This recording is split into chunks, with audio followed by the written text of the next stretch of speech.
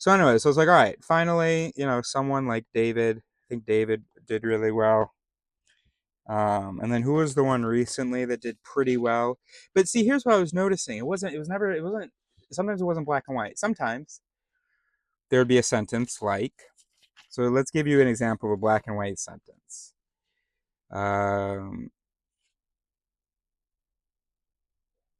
okay, so 2 Kings chapter 3. This is war between Israel and Moab. Chapter 3, verse 1. Ahab's son Joram began to rule over Israel in the 18th year of this other guy's reign in Judah. You have the two communities. So he reigned in Israel for 12 years. He did what was evil in the Lord's sight, but not to the same extent as his father and mother. Sorry, I thought this was going to be more black and white. We'll find a black and white one. Anyway, verse 2, chapter 3. He did what was evil in the Lord's sight, but not to the same extent as his father and mother. He at least tore down the sacred pillar of Baal that his father had set up. Nevertheless, he continued in the sins that Jeroboam, son of Nebat, had committed and led the people of Israel to commit. So that one's not black and white. When it is black and white, which we're going to find now, the king did evil in the Lord's sight, and that's why the kingdom failed, or that's why that king died. Here it doesn't say that he died. So it says he did evil in the Lord's sight, but not to the same extent as his father and mother, which explains why he no, hold on. After Ahab's death, the king of Moab rebelled against the king of Israel. So King Joram, blah, blah, blah, on the way, he's the king, blah, blah, blah, blah, blah.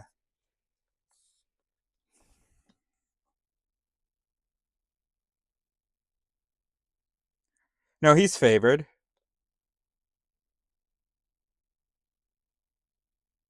Ah, right. No, he's not favored, but because he's with somebody who is favored, God helps his kingdom. So here we have someone who did evil in the Lord's sight, gets in some trouble, but didn't do it to the extent of his father and mother. And so his enemies are vanquished, and their whole communities. You will conquer the best of their towns, even the fortified ones. You will cut down all their good trees, stop up all their springs, and ruin all their good land with stones. All right, so that's one. Let's get a black and white one before I. Let's go to 1 Kings. How about this? Okay, so 1 Kings chapter 16 of the section Omri rules in Israel.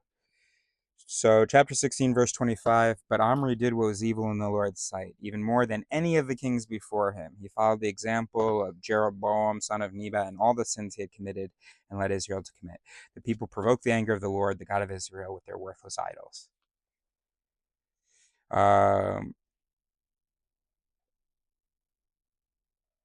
When Omri died, he reigned 12 years. He didn't get punished. So here's one that's black and white, but I mean, he did evil. He did the most evil, but he ruled 12 years, and then his son became king. All right. Well, let's look at his son. So we're still in chapter 16 of 1 Kings, verse 32. First, Ahab built a temple and an altar for Baal in the capital. Then he set up an Asherah pole. He did more to provoke the anger of the Lord, the God of Israel, than any of the other kings of Israel before him. And his dad had done more than any of the kings before him.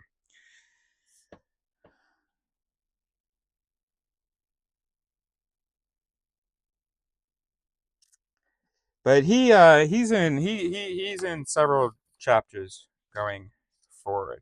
Oh no, but then his entire family is killed. So in 2 Kings, in chapter 10, Jehu kills Ahab's family and anyone who goes to visit him. So basically, what I'm trying to find is consistency. Like, okay, this guy did evil, and so his thing ended after 5 years. This guy didn't do evil, and so he was able to vanquish all of his enemies. Um, but it's just, gosh, it feels like a silly video, but just, I guess I just want to share with you this moment as I'm realizing, okay, so the events are real, but the explanation of why they happen, it's attributed to how the king was in the Lord's sight, except not consistently. It's always attributed to that. I mean, all of the events pretty much are attributed to the Lord. I mean, sometimes he like takes a step back and he needs everybody to beg for him to come back because they've been worshiping other people and blah blah, blah. I mean, other gods, blah blah. But anyway, so Joash, I don't know what my point was. I gotta get ready for this call. Okay. So Joash, all his life, Joash did what was pleasing, thanks to a priest. We're in chapter 12 of 2 Kings. Yet, even so, verse 3, and that was verse 2, verse 3, yet even so, he did not destroy the pagan shrines, and the people still offered sacrifices and burned incense there.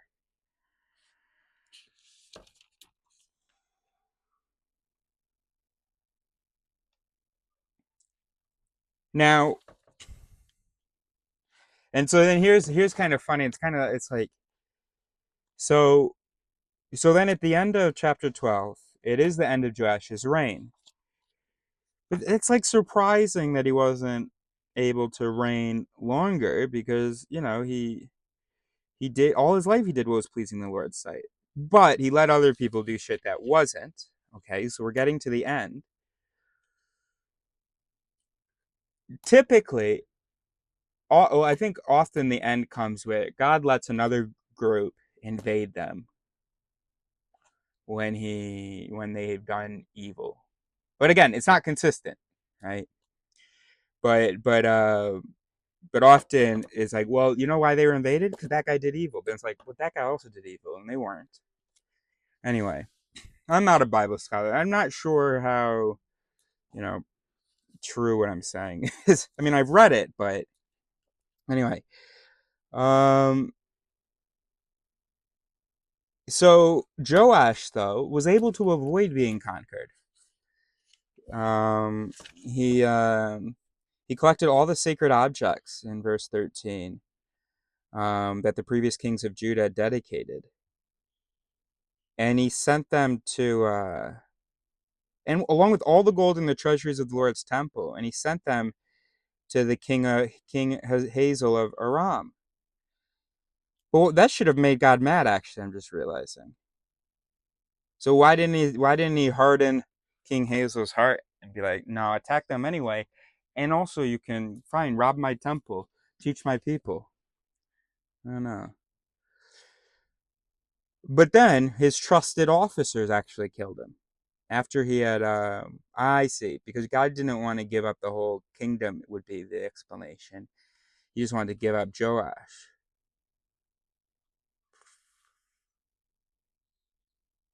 No, yeah. Anyway, so I guess I'm just realizing, okay, so the events are real, and then there's this sort of flimsy explanation of, narrative of why they lost, but not lost too badly. Oh, because he did pretty good in the Lord's sight, that's why.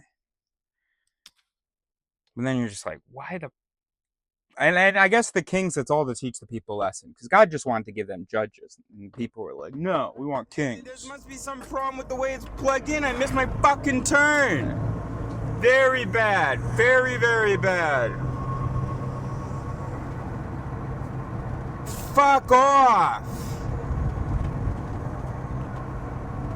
Neil, you're fine. Fucking hell, dude. God damn it, bro. That's crazy. Why did that fucking...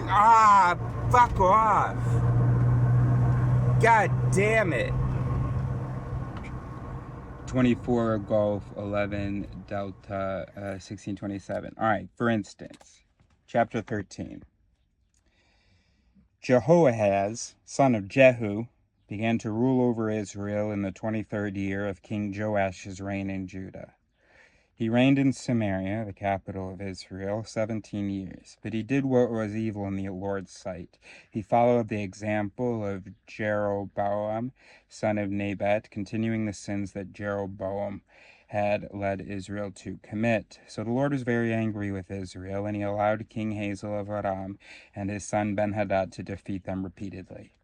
Then Jehoahaz prayed for the Lord's help, and the Lord heard his prayer, for he could see how severely the king of Aram was oppressing Israel. So the Lord provided someone to rescue all the Israelites from the tyranny of the Arameans.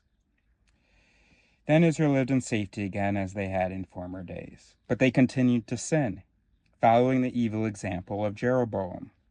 They also followed the Asherah pole in Samaria. They also allowed the Asherah pole in Samaria to remain standing. Finally, Jehoahaz's army was reduced to 50. The king of Aram had killed the others, trampling them like dust under his feet. You see what I mean? It's like, it seems like there's a it just doesn't seem like a good explanation. It'll be like, well, God felt bad for them, so he did this. But they were sinning, so he did this bad thing. And, it would be a lot easier if nothing bad had ever happened to them. Or when they sinned, bad things happened to them. And when they weren't sinning, only good things were happening to them. That would be clear cut. So anyway, that's what I mean.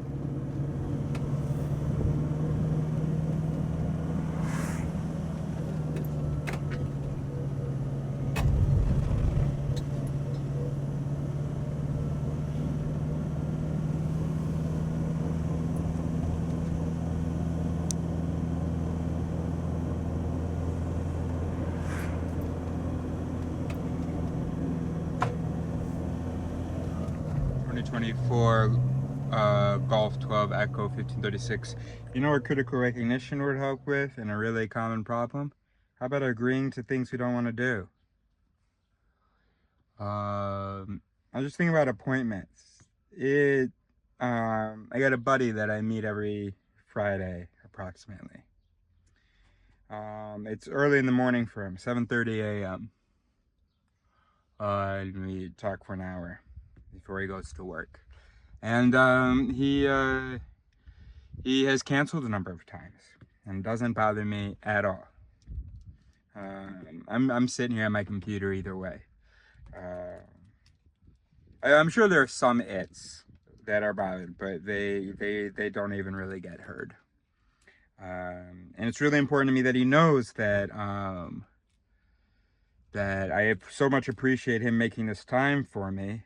And also there's nothing that I lose out on. I mean, a slight disappointment. Oh man, I was looking forward to that conversation. But that not even that sentence is thought.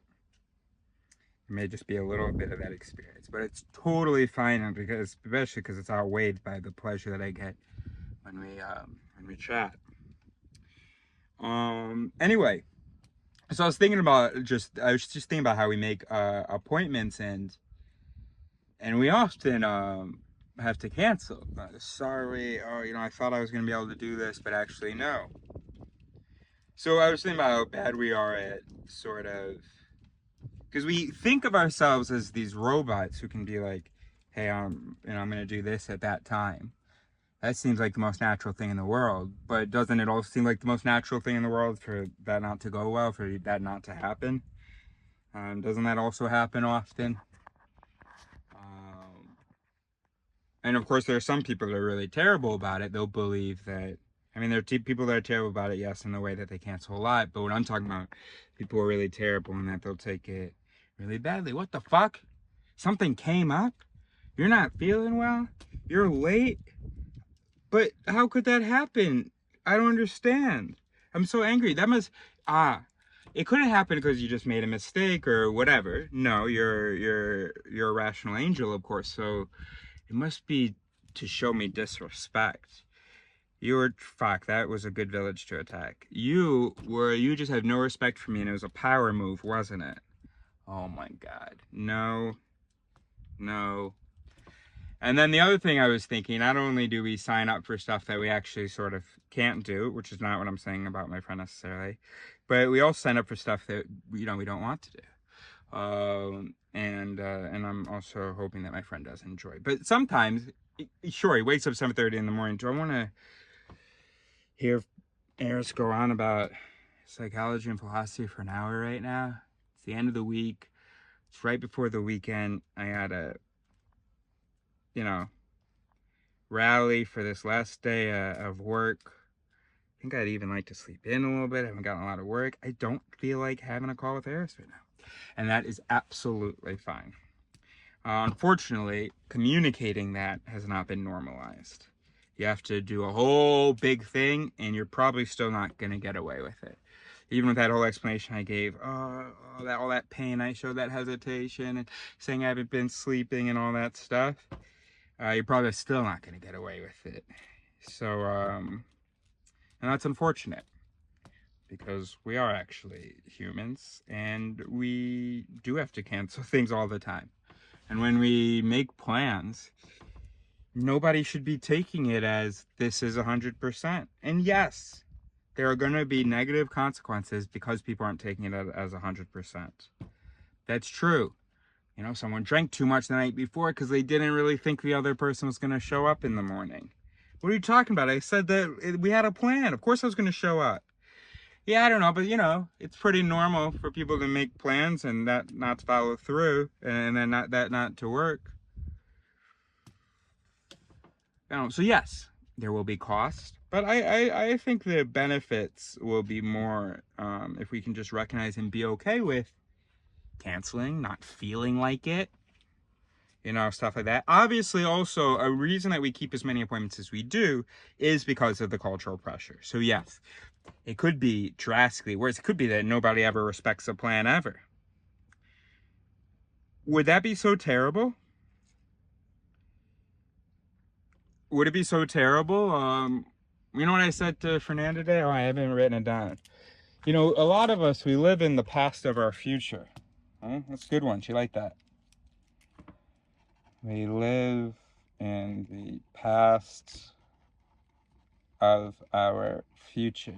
There's nothing realer to us than a plan, than the anticipated achievement or event. Nothing realer.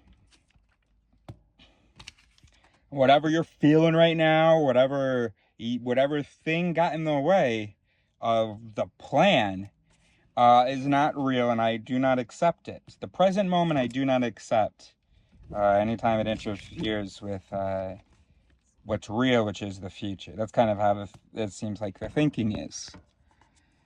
Plans are supposed to kind of come second to the present, sort of, or it's like, they're not supposed to anything, but we have this cool ability to do plans. It would be cool if we still existed in the future, in the present, but like, oh, I'm bored, so I might as well think about the future. But the first thing should be kind of engaging with the present. It should be natural for, yeah, I know we had plans to have lunch, but this is the reality right now. And I don't feel like doing that at all. So I think you're going to have to deal with that disappointment. And find something else to do in this reality, in this moment.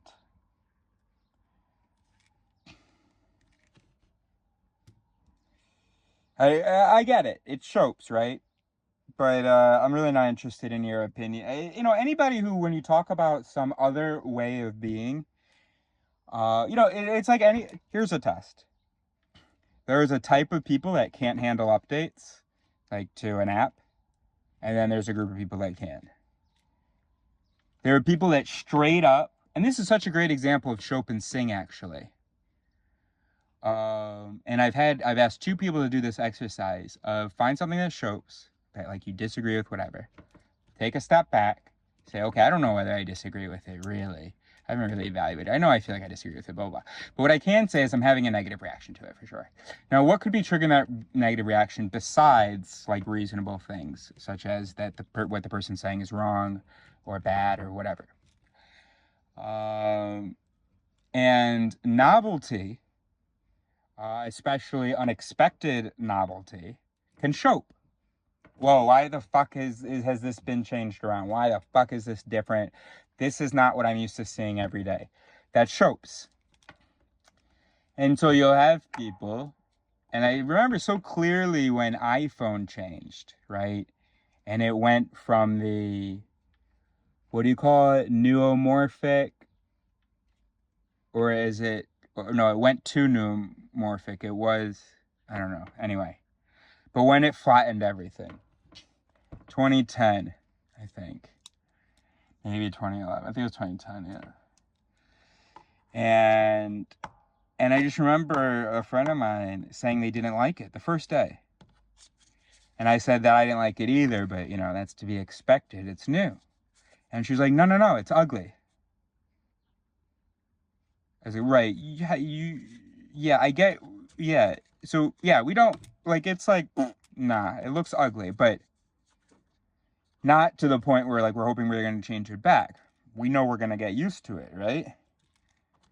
No, my opinion is that that's ugly. I bet you if you offered her today, hey, would you want to switch back to the old one? She'd say, oh, no, look at that. It's gross. So, damn, I was going to make this. I was thinking about how it'd be so great in my video if during my dashcam footage, it was just like 15 seconds of a little idea. I just was making these 15-second little soundbite videos. But anyway, it's not about the followers, is it? So, someone else can do that with my videos.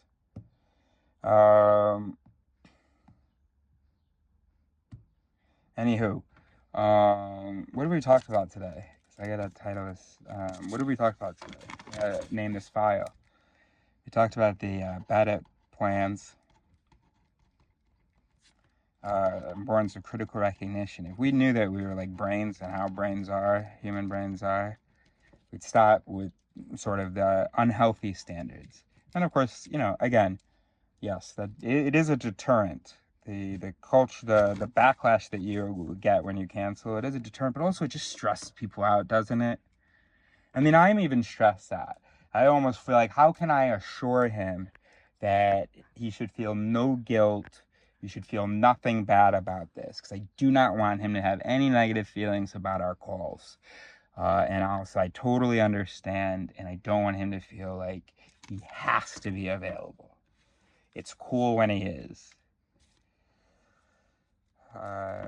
And then we sign up for things we don't want to do because of a whole bunch of things that influence us, but because we think we're angels, we literally believe, oh no, I wouldn't be influenced by those. I want to do that. And then, I mean, you should go look at the experiments about how, you know, a foot in the door technique, or, you know, the commitment bias or whatever. So once you get someone to say that this is what I like to do, then you can get them to do that thing. Even if you had just like forced them to say it, and then you ask them, so but you want to do this thing? Like, oh no, yeah, I do. And like, actually, like, that's what they'll tell the researcher to the side. I don't know whether those details is actually an experiment, but go look it up, how we sort of confabulate our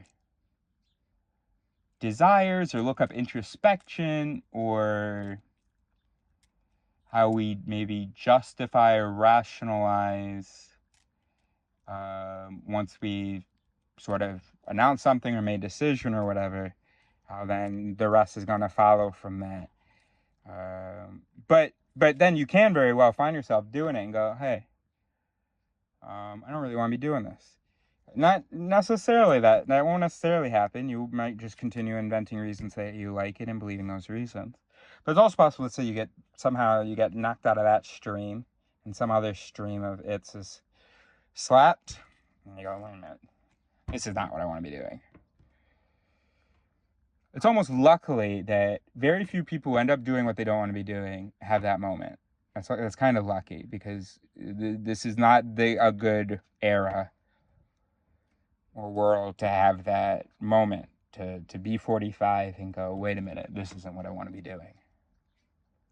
Because We are only existing in the past of the future, or the future of the past, you could say as well.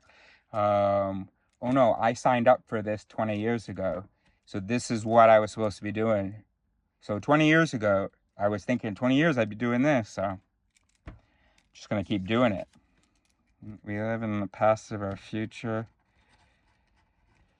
And in the future of our past, or the future of our past. But rarely the what of what? The moment of the present.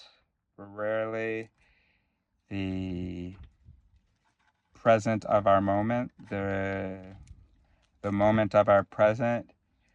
The reality of our present.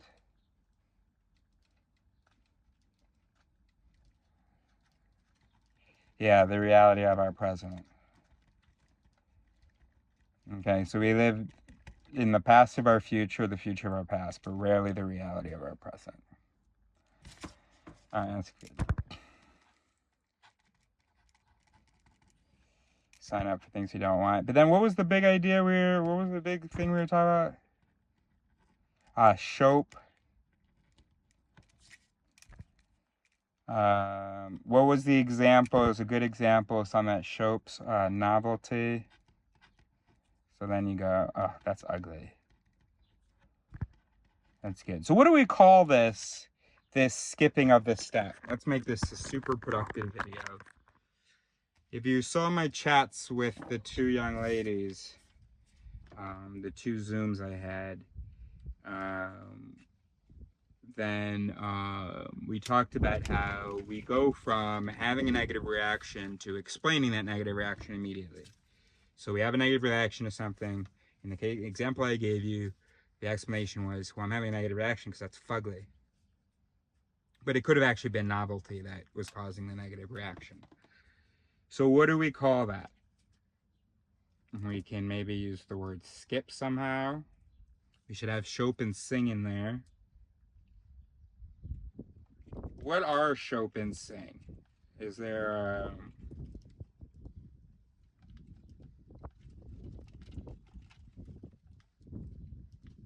it's like a categorizing or a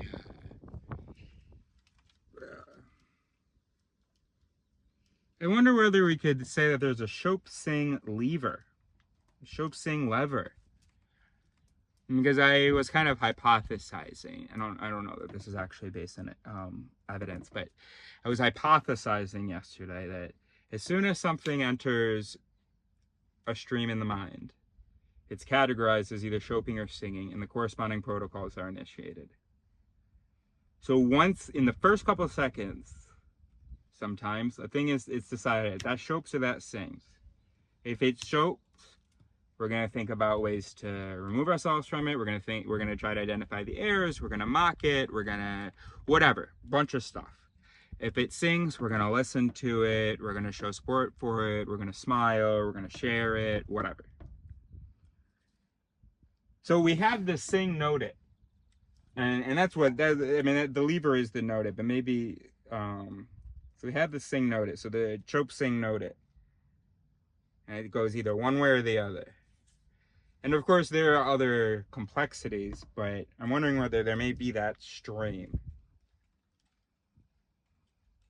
Why did I write the word skip? Oh, right, because we might want to use the word skip. So I'm barely hanging on here. I don't know why. I'm not drunk. Had that joint. I'm not hungry. I had a nice banana this morning. I'm barely hanging on to the work right now. Okay. Honestly, you know what I said to Fernanda today? I've made it. She was like, where do you see yourself in 5 years? I did end up giving her an answer, but at first I was like, I don't. Well, you know, I used to really, you know, not see myself in 15 years, but now I don't picture it, because I've made it. I'm doing what I want to do, and I'm concretizing the ideas. I've got a format to share them, and I'm actually doing calls with people, talking about this stuff, working on, but introducing, and eventually working on. And one person was so close to actually having worked together. think he's pretty much all caught up. In fact, I think it's tomorrow we're gonna actually work together. So that's gonna be pretty fun. And since fame and money don't matter, I've made it. I've made it. It's clear to me sort of what I'm doing. Anyway. So skip, shope, compression. Nah, because it's not like, nah. It's just like an automatic, like as soon as the first thing happens of it shopes, it's justified. What's a word that represents that? And what we would like to do is for the brain for us to go, ah, that shopes. Oh, hold on. Okay, I hear the justifications. But all I actually know right now is that shopes. It could be because of the novelty, or indeed it could be because it's ugly.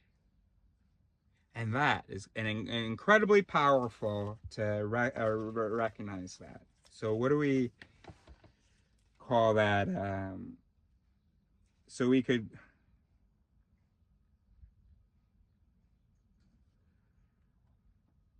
The shope pausing.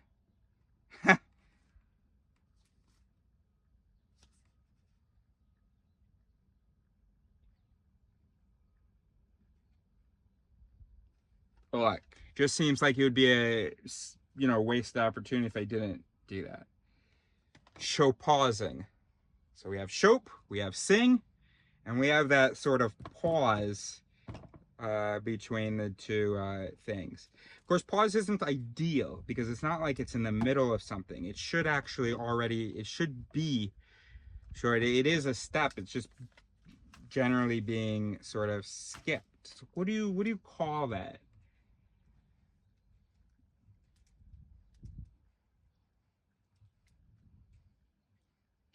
The automatic, and maybe we should generalize this.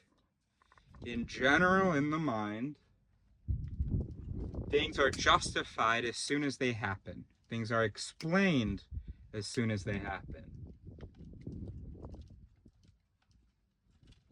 Or, a system one explanation comes up. So maybe what we're talking about is just an example of a much more general phenomenon, which is just... So we talk about energy efficiency, but it'd be good to have a word for that. Snap judgment, snap justification. I would love like a fictional reference. There's a story maybe about a building, a homeowner, and there are people coming in, I don't know, dwarves, children, I don't know. And as soon as they get in her door, she puts on handcuffs, or I don't know. I would like something positive because I had said children, but I also have Hansel and Gretel in my mind, so whatever. So she douses them with some grease to fry them a bit, to cook them up a bit. Soon as they're in the door, there's no foreplay.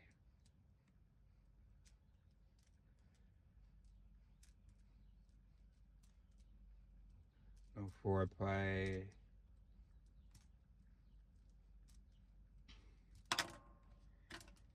In the door and defended, armed. There was an it that was like, yo, that shopes. Immediately, other it's come to it and go, okay, we got to protect this man at all costs. He's speaking the truth here. Huh. Ephod. I don't know how to pronounce that. I think it's ephod. I mean, I don't know how to pronounce it, but I think that's how you would spell it.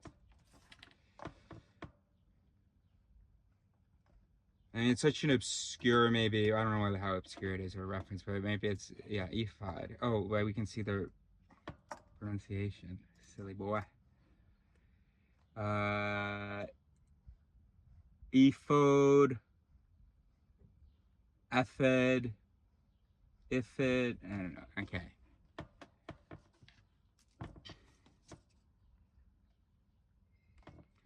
So it's ephod.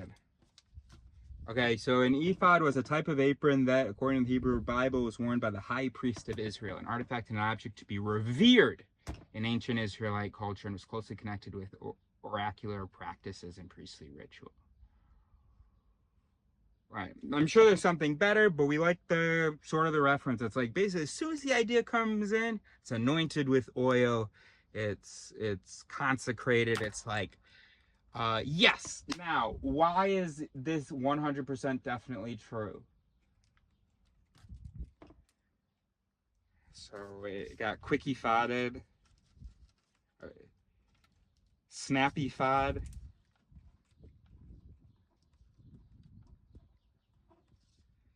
No, it's too obscure. Snap validation, snap agit, snap agit, because it's the agit. All right, show pausing, we might, not want to throw away. So we would add to the list of describers of the agit, because this is kind of the agit. Like that, yeah. That is exactly what the agit. How is this true? Let's go, guys. Something immediate agit. I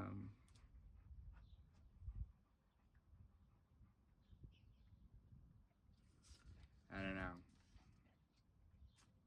I don't know. Let me know what you think of. But some principle, some term to refer to this concept that once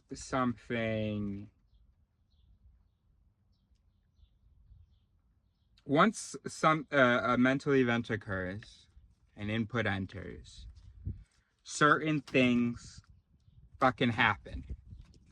We have this illusion of our thinking, but certain things happen, and those things are those things happen because that first event is assumed, taken for granted. This is true and good. Now, do we need to defend this? How do we develop this, etc.? And that's because of that energy efficiency. We can't be evaluating at every step. That will evolve. Probably through culture. But we evolve to, as soon as we have a thought, to move to the next thought, and then the next one. I mean, if we need to. We didn't evolve to do that for everything, obviously. But if we need to, if we have a thought, to just, okay, good enough, pass it along down the assembly line, make it into a product. And then we have these shitty products. So what's going to evolve is, some pauses. Some, hold on, everybody. Everybody here, there's been assumptions since that first guy. There hasn't been a check in here. So we're going to maybe evolve some checks, some techniques, some autolerous techniques. So that'll be fun. So yeah, literally I was talking about humans in general, but we are going to actually do that. That's part of Valorous. Right. To introduce sort of these pauses in the snap validation, in the snappy fodding that the brain, that we do. The GrantIT.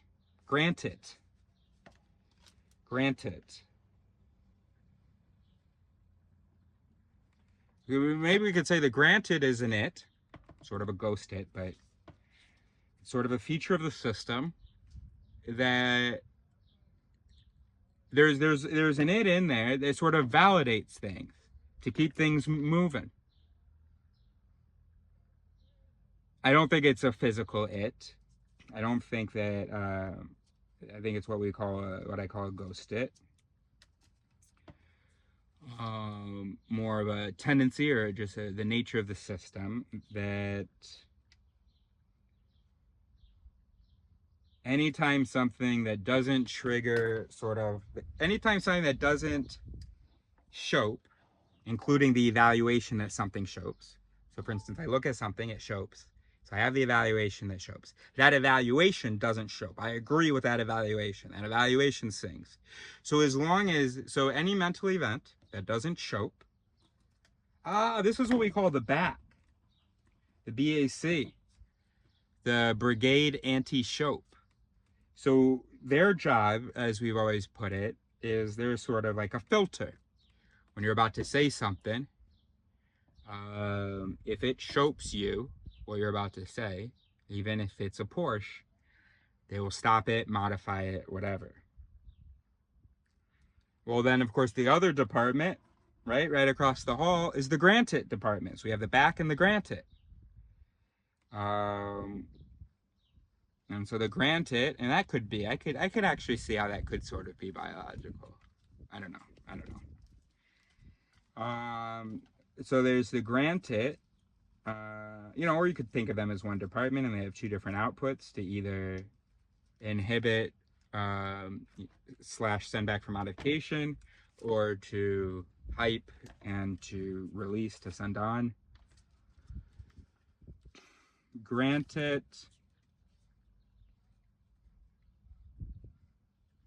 Let's add that to the Conial concepts. GrantIT. I don't know, we'll add a few of these terms. All right, thank you.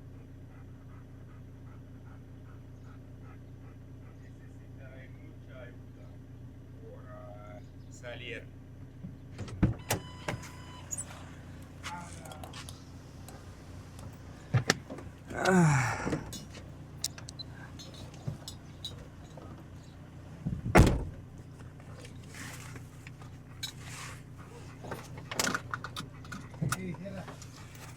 Golf 12 Echo 1609, really quick. In the video call with Kyra, I was talking to her about naming something. And it was this idea that, once something happens in the brain, the other things in that stream anyway, are in that stream, they happen according to that first thing. It's not like a thing happens in the brain, we reset, we run it again. No, when a thing happens in the brain, it's happening and causing other things. And so because it's causing other things, well, there can be a lot of presumption of truth, meaning that it can cause other things in an evaluative. It can cause evaluative things, but anyway, if you know what I mean, you know what I mean. But I think this is it. This is what we've been talking about. And also anything that's missing from this snap ephod or GrantIT thing, it's in dominodal processing. That is the nature of dominodal processing. If a domino falls and knocks down this line, you're not going to expect from that fall for that line to think. All the dominoes following that are going to fall. So, all right, that's good.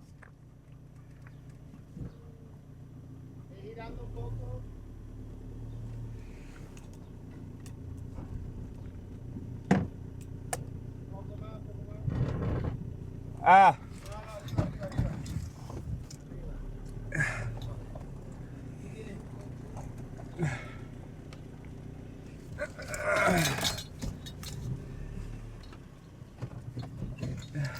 2024 Golf 12 Echo 1707. This is something I don't feel like writing down, but I don't want to lose it either. So it's a video, and maybe a video on the channel, like every other video.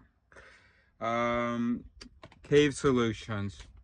I'm just thinking when I enter my fiction. Oh, there's a good slang for that. My fiction era. Is it era that they say? Anyway, when I enter my fiction era, I want to do something called maybe Cave Solutions, and it'd be a metaphor.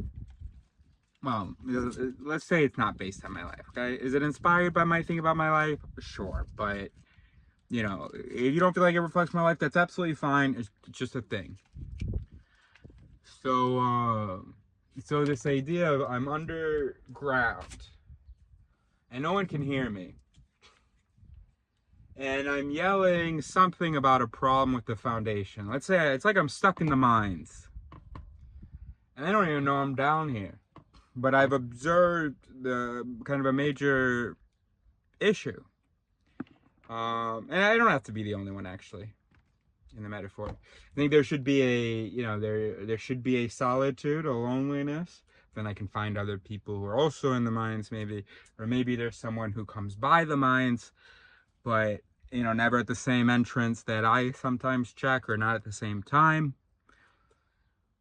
Which would be a metaphor for people that are on the surface doing normal life, but are also like thinking, I think there's kind of a big future ahead of us. I think that we are not as smart as we think we are, and critical thinking, biases, all that stuff. There's a lot of unanswered stuff, and also a lot of answers that are unused or unappreciated, unacknowledged. And it seems like so many people are saying so much stupid shit, but there's probably some people out there that know something. Also, this whole world seems a little bit whack.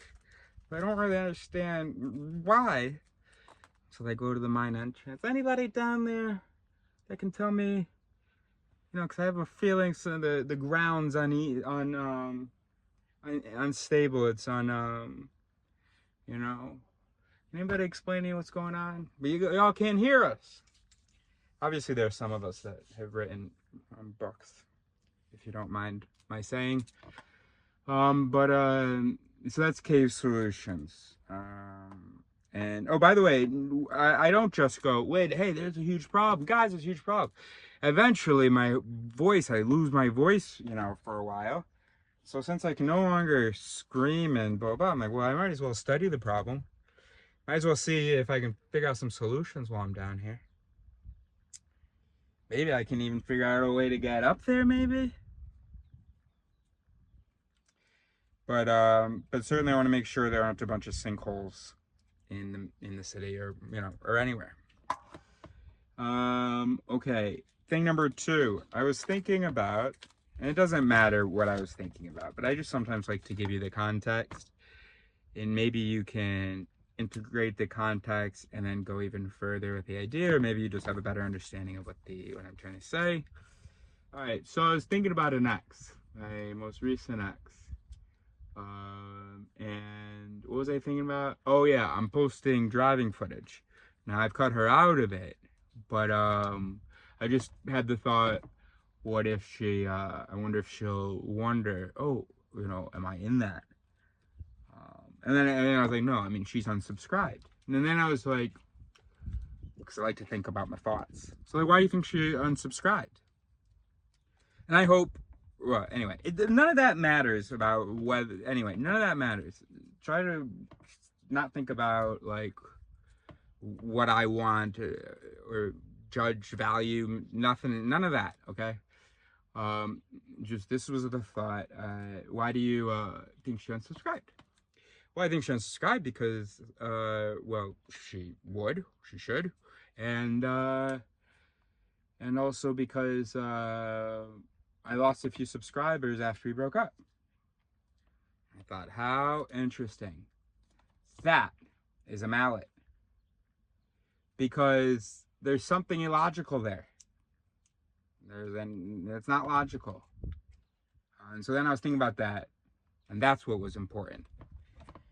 So it's like, see, suppose that we had broken up, and then within the following month, I lost 1 subscriber.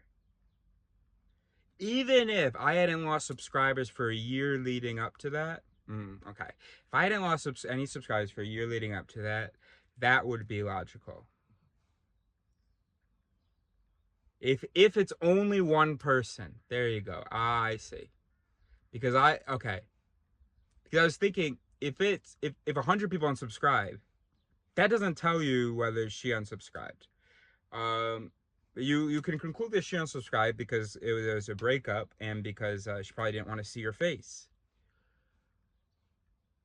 The fact that people unsubscribed seems like evidence that she unsubscribed, but it isn't.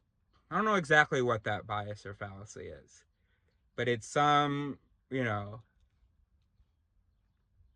anyway, I don't know what that is exactly, but it's definitely insufficient. Now, if you had lost 0 subscribers for the year leading up to it, and then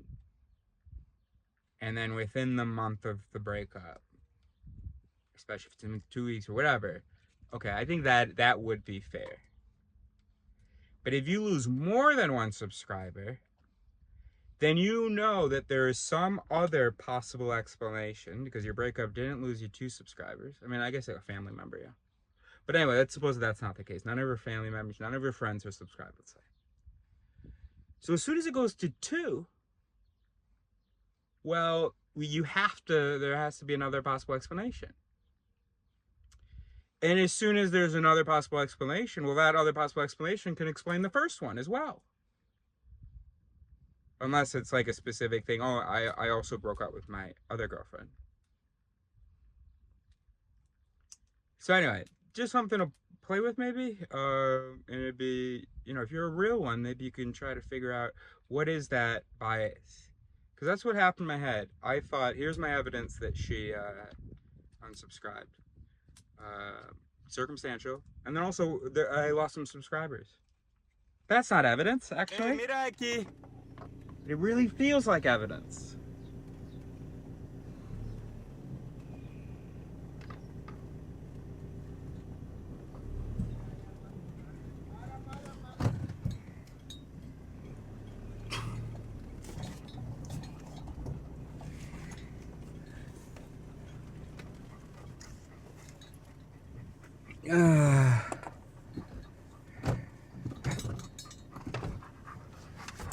Okay. Golf 13 Foxtrot. 1024.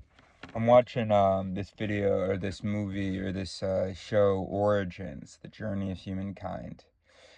First thing I learned was the importance of fire, which I never really realized. Maybe we even want to include that in the tattoo. But we can only have 3 dots for our the most significant inventions or words representative of the most significant steps we've made. Or maybe tools we've had. Fire, there's agriculture, obviously there's language, obviously there's internet, reason. There are lots of things that I haven't mentioned, but I want to just limit myself to 3 of those things. Next thing, was not something I learned, something I just noticed, was we often talk about human history and how we discovered science, right? And how we became scientific. And this guy, he just said, what did he say? To our ancestors, to our ancient ancestors, CT scans and lasers or something might seem like magic. Come a long way in the last century. To our ancestors, things like CT scans and laser surgery might look like magic. Medical skills that made us... I know it doesn't feel like magic in this day and age because we're familiar with it, but you don't know how a CT scan works. I don't know how a CT scan works. I don't know how an fMRI works. I can tell you what it does, kind of, but not the details. It magically is able to sort of perceive and represent blood flow and blood flow into areas in the brain, or oxygen or glucose or whatever. And then that's, of course, associated with activity. Oh, there's increased blood flow and oxygen and shit here, so that area must be active, and that's why it needs those things. Other than that, it's magic, bro.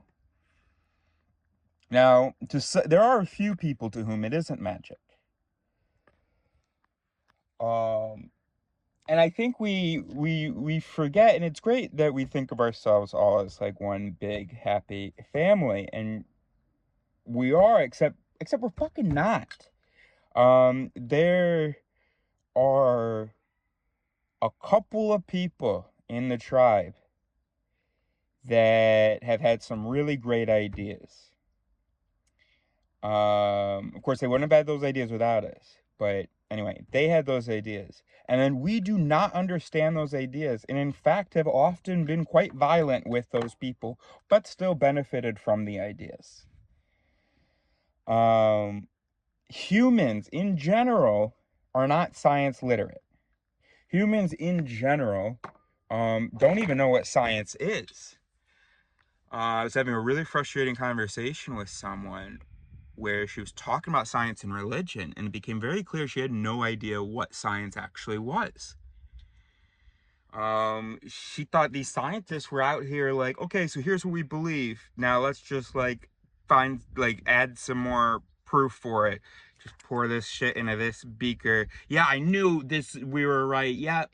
Blah, blah, pour it in again. Yep, this is how the world works. I don't want to consider anything else. And then religious people were like, oh, we've got this other. Gosh, it's so fucking stupid. And so I explained to her, of course, as you know, unless I've just insulted you, in which case I'm sorry, that science is a method. The whole thing of science, it's the scientific method plus a community of people participating in that method, and that participation means more information and more correction. And better interpretation. But mostly what it is it's that method of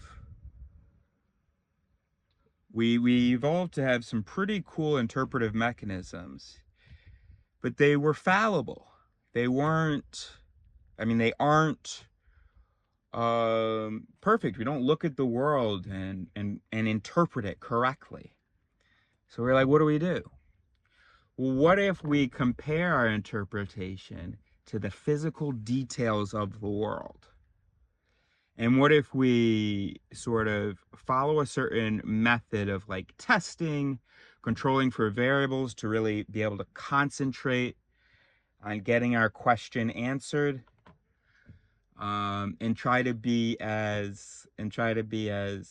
approach as much as we can the real information of the world and compare that to the machinations happening here, rather than just rely on these, but try to feed these with as much real external stuff as possible, rather than we look at the sky, we think a second, and we go, I bet that rain's coming from a god, and I bet if we ask that god for rain, they'll give it to us. Instead, maybe that was a bad example, because that's something that it had to probably take a while to understand. Actually, I don't know. They probably did some science here on the ground and figured out what was going on. Or maybe they knew it even before we didn't need the scientific method. They were just like, oh, there's water here, and there's like, and then it gets dark. Oh, and so it must be water in another. Anyway, the point is that it's closer study than the first people who said it was a god and called it a day. Now that more study, that feeling of needing to rely as much as possible on the objective information out there, and trying to minimize our subjectivity or reduce our subjectivity or the consequences of our subjectivity as much as we can. And one way we can do that is to quantify things, right? So then one person's a lot and another person's a little. We're not worried that like, oh, those might be the same and there's false confusion. No, it's both like 25 and 25. Oh, okay, cool. We can come to agreement on what these units mean. Oh, okay, cool.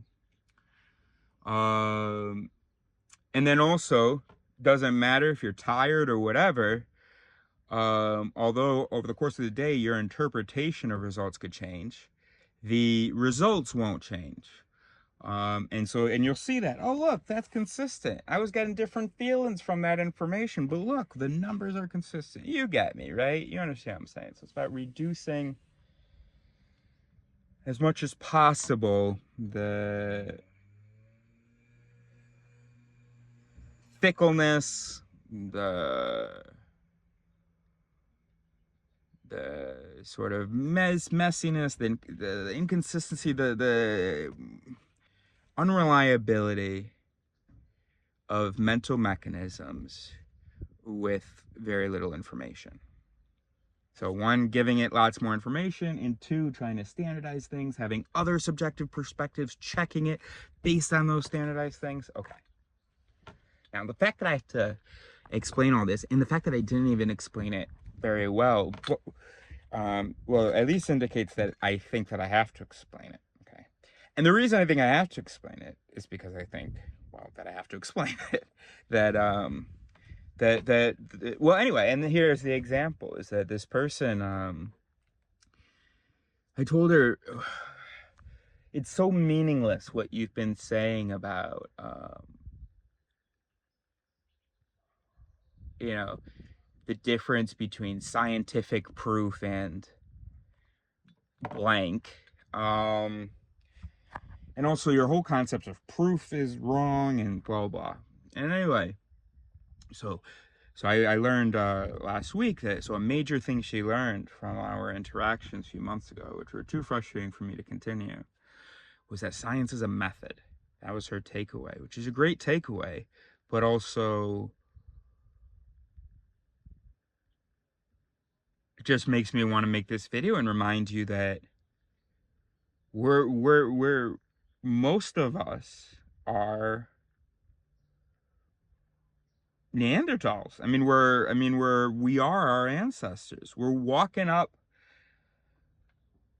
to this world thinking that we can just judge it, that we don't need to study it closely and to try to reduce our subjectivity or limit the effects of our subjectivity as much as possible. Most people, although they benefit from science, don't even know what science is. And now even people who are maybe who think that they know what science is, she obviously thought she knew what science was, right? She kept talking about it, using the word. But let me ask you, would you have described it as this method? Or would you say, oh, it's biology, it's chemistry, or it's how the world works? No, science is not how the world works. Science is the study of how the world works. Science is how we learn how the world works. She went to her boyfriend because he has a bachelor's of science in some science. He did some sciences. Went to her boyfriend. Hey, did you know science is a method? He goes, no, I didn't.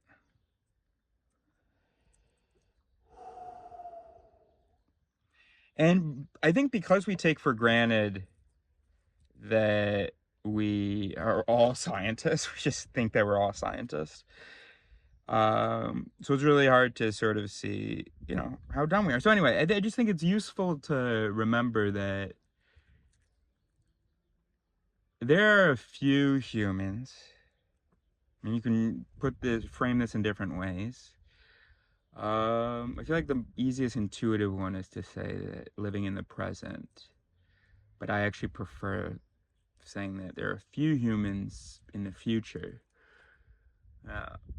So let's put it, I prefer the second one. I think that history books could talk about humans in the year 2024 as being scientific, as being, as science mattering and all of that stuff, as reason and so on mattering. I don't think that that's what the future books would say. Imagine that we were writing a book about, anytime we look at like scientists from the past, Galileo, the germ theory people, whenever we look at scientists from the past, it's pretty easy for us to imagine them being alone. They're not being appreciated. They're like, you can imagine, like in time travel movies or shows, right? The people from the our time who travel back to the past, they can only sort of connect with, the only straight man is like the scientist of the past. He's not saying all the stupid stuff that people of the past said. And so the person of the 21st century is able to sort of communicate with that person. He'll show a little bit, but still he's relatable, at least, right? Whereas everybody else is just a buffoon with a pitchfork. And I think that we tend to see ourselves today as well being, all those that straight man character, scientist. But actually, so here's how you should see it. So typically it'll be like, I don't know, let's say it's a cop who's time traveling. So a cop from the 21st century time travels, and the only person that the cop is really able to interact with is the scientist of the 18th century or whatever, 19th century, whatever. That's inaccurate. They would be able to relate for the first few seconds. So 21st century cop arrives, meets a 18th century scientist. Oh my gosh, all these buffoons, they don't wash their hands, they blah, blah, blah, blah, blah. They look at me like I'm a freak, but you always had an idea about time travel. I read about you. And so we're able to talk, and you're not freaked out by my phone or whatever, blah, blah. But then what would happen is, once you get past the surface knowledge that phones exist,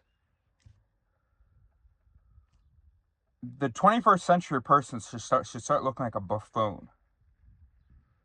And do you understand what I'm saying? And then the scientists from the past, I feel like, should be the only relatable one. And that's because we can relate to it because of how we picture ourselves, even though we are actually the buffoon. Actually, we would relate to the buffoon we would relate to the buffoon as well. But then we would be realizing what a buffoon we are. So basically, like for instance, the scientist opens up the phone or something, and he quite quickly figures out, I know, look, it's 18th century, but let's say he spent a week with it or something. I have no fucking idea. Okay, I know there would be a lot of conceptual stuff, but this guy's a total genius.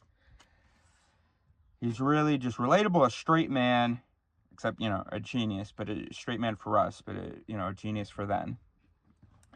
And he figures out some things about the phone. So he goes to the 21st century cop. He's like, hey, thank you for leaving me this phone.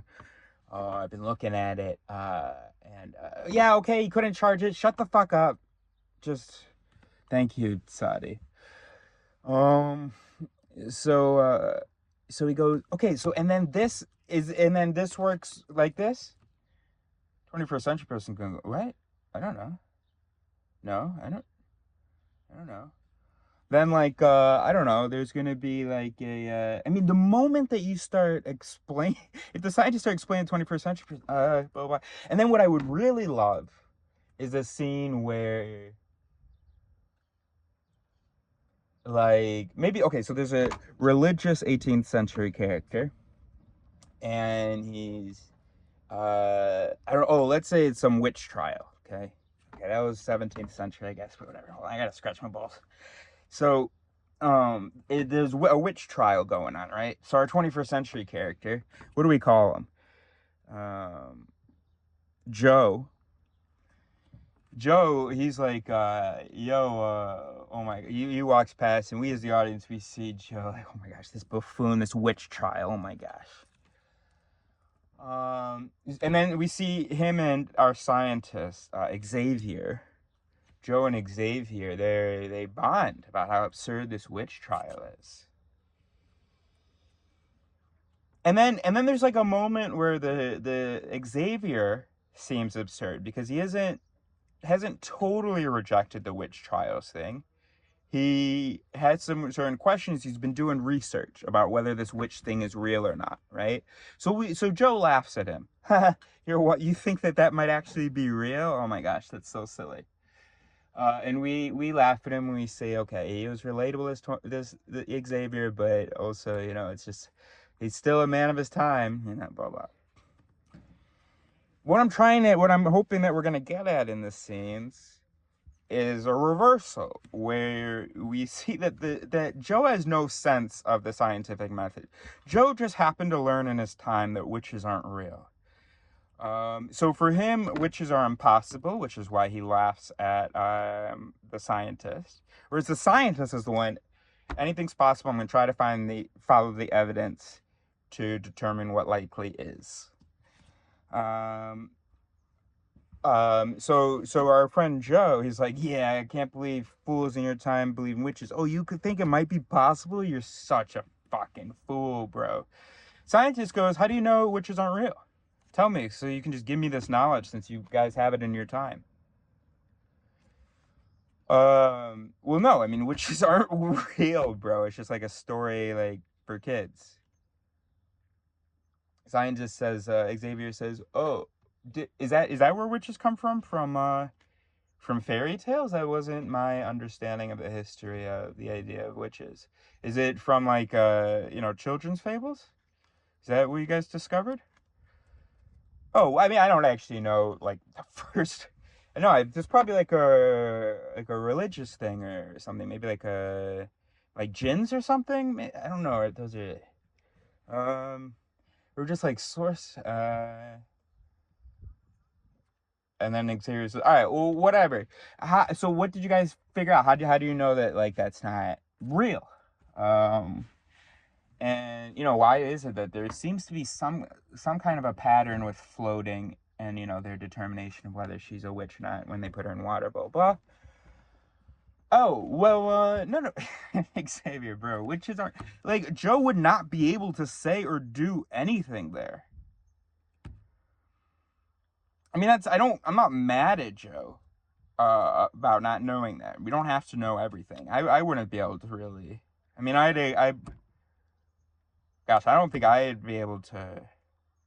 I mean, I'd be able to do better than Joe, I think. But nothing's coming to mind right now. And Joe was on the spot, so maybe he was just flustered, right? But, yeah, how would you convince someone in the past witches aren't real? Of course, it's always hard to convince someone of a negative. So you could have a replacement affirmative, right? Something that answers the questions that the witch answered, such that you don't need the witch answer anymore. So I wonder what that's called. But I'm gonna call it a. So you can't affirm a negative, but you can affirm a replacement affirmation. You can't affirm a replacement. Yeah. Okay. Can't affirm a negative, but can affirm a replacement. You can also, not only can you do a replacement, you can also do an undermining, by establishing actually those questions, that answer. There's actually no reason to be asking those questions or to have that answer in the first place. So you can demonstrate where the question/answer came from. So let's say the question, like, what are witches? How do we figure out who's a witch? Or, where does evil come from? Oh, and then the answer being, oh, it comes from witches. That answer, you can maybe explain the psychological history of that answer and that thinking, undermine it, which is, and then, yeah. So like, for instance, for refuting God, although you can't affirm God doesn't exist, what you can do is show not that it would work on an actual person who believes, but because, like I said, we are not mostly scientists, we are mostly still just these Neanderthal believers. But so you can't affirm the negative, but you can either say, okay, so God is your answer to the question, where do humans come from? How do humans exist? Okay, got you. Here is the evidence for another answer. And with that answer, the meat of the God answer becomes, is undermined. Another option is the undermining. Nope, sorry. No. Okay, so what we just did was replacement. Okay, I should not have used the word undermined. So we did the replacement. Here's a replacement answer to that. So now we don't need God anymore. Okay. Undermining is, so someone says, where do we go after death? And you say, did you hear your question? You said after death. We define death as being like the end of life. So, your question is stupid. I guess we are buried, but we just don't exist in any meaningful way, really, since the activity isn't happening. So, but here is why you think that makes sense. Because some point in the last 20,000 years, we started to think that we were something other than our bodies. That was an error. We thought that because we had this incredible psychological experience and nothing to attribute it to.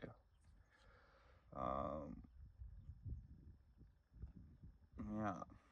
So, and it fit with our stories of powerful beings that we couldn't see anyway. So that's where that all came from. So I don't really have an answer for where you go. It's just that your answer and even your question just don't come from any place valuable.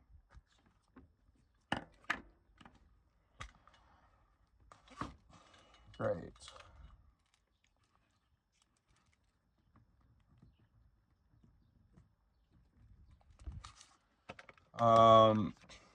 Anyway. So that would be a cool, I think, little scene to write. Yeah. So Xavier, 18th century scientist. Joe, 21st century educated lambda.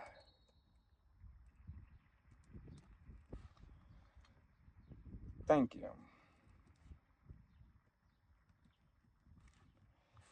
And then we see sort of in the scene, you realize Joe is no better than the fools surrounding Xavier. And he'll use words like reason. Joe will use words like reason. Xavier will be like, hey, I just read a book using that word or something, fuck the chronology. It's going to be anachronistic. He's like, I just read a book. Yeah. So, and how do you guys define reason in the future? And what techniques do you guys use to be reasonable? What Joe said. Well, you got to look at the facts and think critically. Because they'd be like, okay, great, yeah, think critically. Okay, what does that mean? Don't don't make errors when you're to do it, to look at things and to see reality. Scientist goes, oh, see reality. You guys figured out a technology to better translate exterior information into brain processes that surpasses. But then how did you change the brain networks to be better interpreters? Joe says, I don't know, you're talking a lot about the brain here, buddy. The brain is mostly involved with organ control, motor movement. Xavier goes, "Are you fucking stupid? Are you stupid?" All right, he's 19th century Xavier. And the year is 1849. Did you not, in your time, do you guys not, I thought this would be the most major thing in the world. Last year, there was a guy working on the railroads. You don't know about this guy? Phineas Gage? Finest Gage? You don't know about this guy. Maybe they were making that story up because according to that story, the brain's involved in a lot more than organs and blah blah. Joe says, "Oh yeah, memory and knowledge." Xavier says, "Sure. I mean, in that case, his memory wasn't affected, but no, we're talking about a lot more than that. But never mind. I mean, you would know. So I must have misheard the story, or it's probably made up. Okay, that's interesting. Okay. I mean, Joe would unlearn this guy, dude. Joe would, literally, bro. Literally, bro.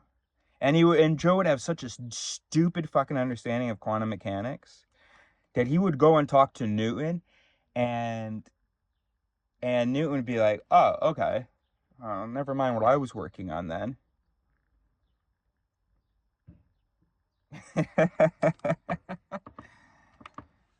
And what else? I want somebody to write this. What else? And yeah, so it's like, knowledge, and then values as well, bro.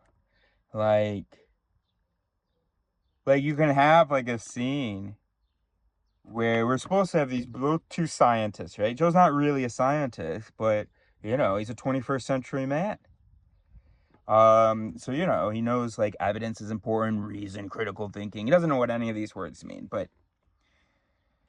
then like Xavier starts to get really frustrated with Joe because Joe seems to rely on his current knowledge and sort of a priori shit and his immediate interpretations. He doesn't seem to have any natural instinct to run tests to know things. They're spending a year together, these two guys. Maybe they're trying to, I don't know, figure something, I don't know. And repeatedly, Joe will have an answer to a question and be like, and then like Xavier will say something about probability, right? He'll be like, "Yeah, I'm 80% sure this is the case," right? And Joe's like, "You're only 80% sure?" Xavier's like, "Huh? I know with your technology, you guys are probably able to be at like, what, 90? He goes, "No, for something this important, you should be 100% sure." Xavier goes, "What? 100% sure?" I'm having trouble understanding what you mean right now. I've only been researching this for 9 months. For a year now. Every day. I've only researched this for thousands and thousands of hours. What do you mean 100% sure?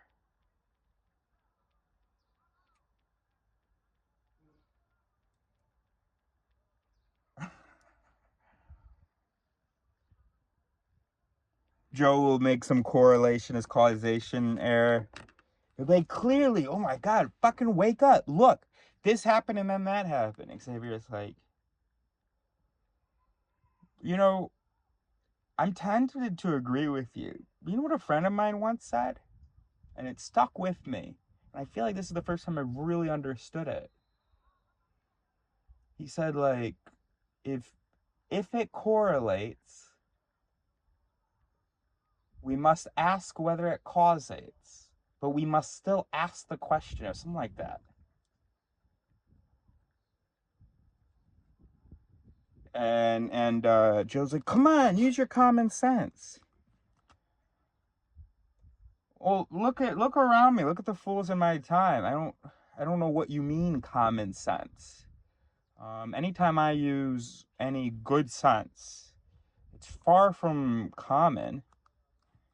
Is it? So is it common in your time? Joe goes, yeah. We're pretty scientific reasonable. Xavier's like, it's so funny because you just haven't convinced me of that today. Joe's like, what do you mean? You don't believe me? Think I'm a fucking liar? Xavier's like, no. I'm just saying I don't have enough evidence to believe that. Joe's like, okay, fucking, I don't have enough evidence and you can never be 100% know anything. Just gotta stay here and twiddle my thumbs all day long. Xavier's like, what? You culturally, like, you have a lot more knowledge. Less than you think, but more than these people. But culturally, you're the same as these people. And by the way, I discovered how we can I don't know, I'm not thinking of anything. It was going to be something like Xavier figures out something, but the conclusion Xavier arrives at is something Joe doesn't like. It conflicts with his own judgments, and or it conflicts with things he believes to be 100% true, even though nothing is. Or anyway, nothing can be known to be 100% true. Nothing can be known 100% to be true. And he kills Xavier. Even though all of Xavier's research was suggesting, and maybe it'll be something counterfactual, right? So that we can kind of understand why Joe killed him, but also see how that was bad. So something like Xavier learned something that we don't even know, that 21st century Joe's people don't even have any knowledge of. I have no idea. Like, Xavier's been doing research and he's realized that if he poops in your mouth, he will cure you of your thing. So Joe gets the plague. Xavier's figured out this thing. He's got the research to back it up, bro. And then one night, but Joe's refused this treatment. He's like, no, you got to find something else. And Xavier's like, but here's the thing, based on this diet, it won't even taste bad. You know where that hot pie I gave you this morning? Yeah. So Joe's pissed. Goes and throws up and stuff. Xavier really wants to save his life because, he has a person from centuries in the future. So Joe goes to sleep. Xavier poops in his mouth. Joe is furious. Kills him. Says, that's haram to poop in my mouth. I'm sure we can think of a better metaphor or whatever. But, and anyways, and then that's the thing. Y'all would kill a heretic too, bro.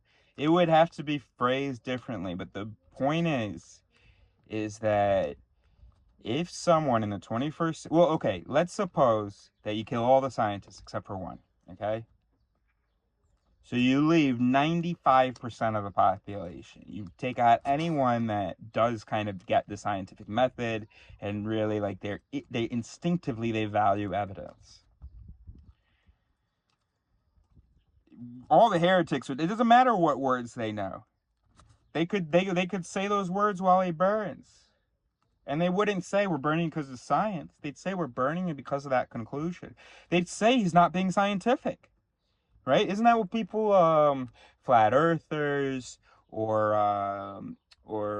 COVID people, or hell, there's an account on Instagram called Creation Ministries, and they talk about science. And so all these people, although they don't agree, they don't agree with mainstream scientists, but they're not rejecting science though. Often, sometimes they are, but less and less. Now they're saying no, but those mainstream scientists aren't doing real science. We are. You see? So they'll, but often they're not. And I'm not saying the mainstream scientists are 100% reliable. Yes, there's such a thing as big pharma. But I do think they're more reliable than the guy in his garage in general. But anyway, so imagine you killed all those mainstream scientists. Now all you had was a guy in his garage. And let's say this is a guy who actually gets the scientific method. Yeah. If he then said something, he could be killed. Not because it was scientific, but it would be said that it's because it's anti-scientific. But the reason would be is that it's scientific. It's based on evidence. No, the reason is that it conflicts with what they want to hear. But it is scientific, and they are not being scientific. And they would kill you in the name of science. You understand what I'm saying, right?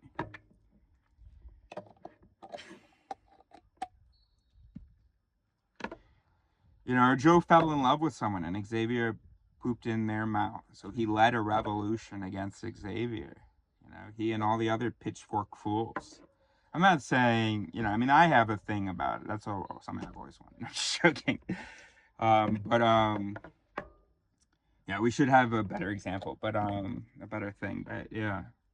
Anyway, what were we talking about before Xavier and Joe?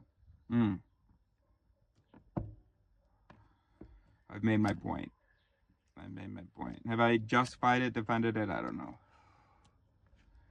But have I supported it? I don't know. But I'm pretty convinced. And it does upset me that Joe thinks that he's scientific. He thinks he can talk about science. He thinks he knows what science is. Thinks he knows what reason is, logic. He says, Xavier, be logical, man. Xavier says, what do you think logic is? Because I think I am being logical. What do you mean? Hold on. Modus ponens is the fallacy. This is so embarrassing. Modus ponens and modus tollens. Modus ponens negating the condition, the antecedent. One is negating the antecedent, and one is affirming the consequent, and those two are fallacies. But I don't actually know whether it's one of those. For some reason, I had the impression that there was a modus something that was actually not a fallacy. No, no, modus tollens is not a fallacy. It is a good inference. So it's denying the consequent. Okay.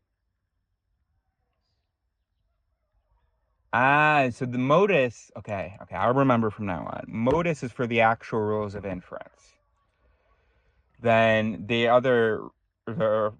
invalid forms of argument, such as affirming the consequent, denying the antecedent, don't have modus names. Gotcha. So modus tollens is denying the consequence. So it's modus ponens. P comes before T.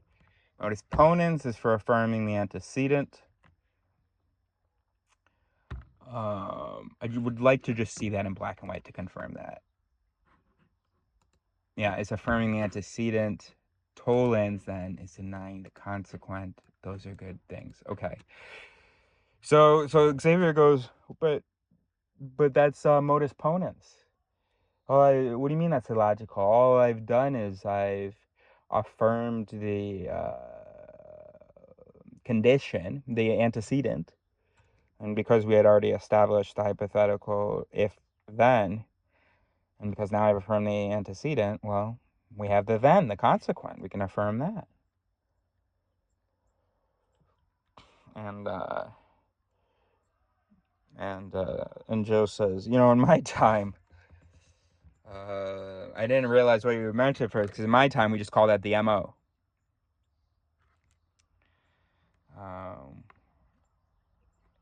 And Xavier goes, why do you call it the MO? Why not like the MP? Joe says, good question. Well, P's the second modus oper. Xavier says, you talk about modus operandi? Joe says, no, not the Miranda rights. I'm talking about like the motive. That's where MO comes from. It's like, it also means like the motive. But it's like modus, think it, or it's like the mode. That's what it is. That's what MO comes from. But what were you saying? Modus what?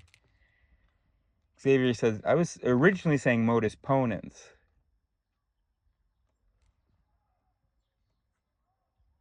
I don't know. Maybe something funny can happen there. No ideas are coming to mind.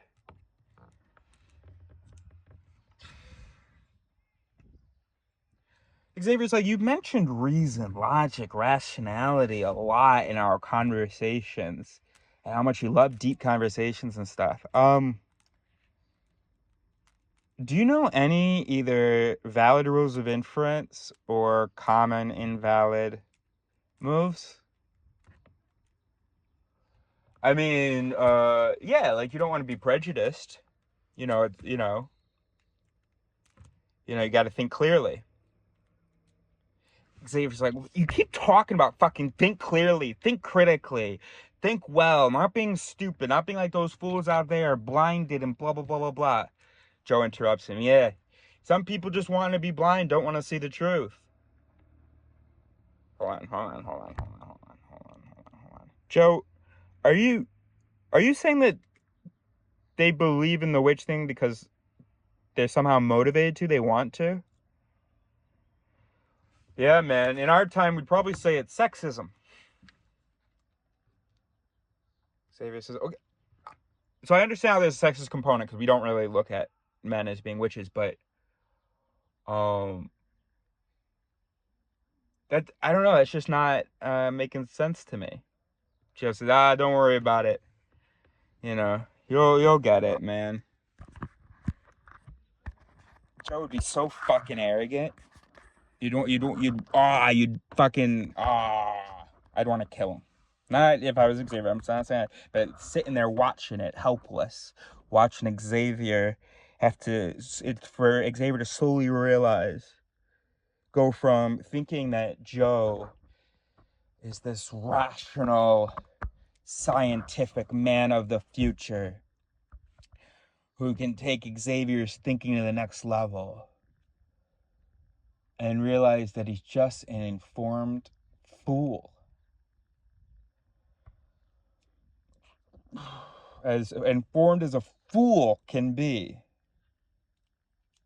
with the most superficial, incoherent understanding of things.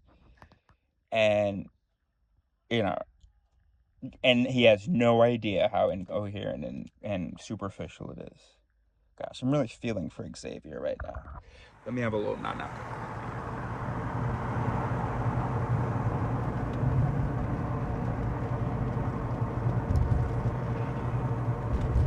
What, these dudes are merging? Alright, merge. Thank you.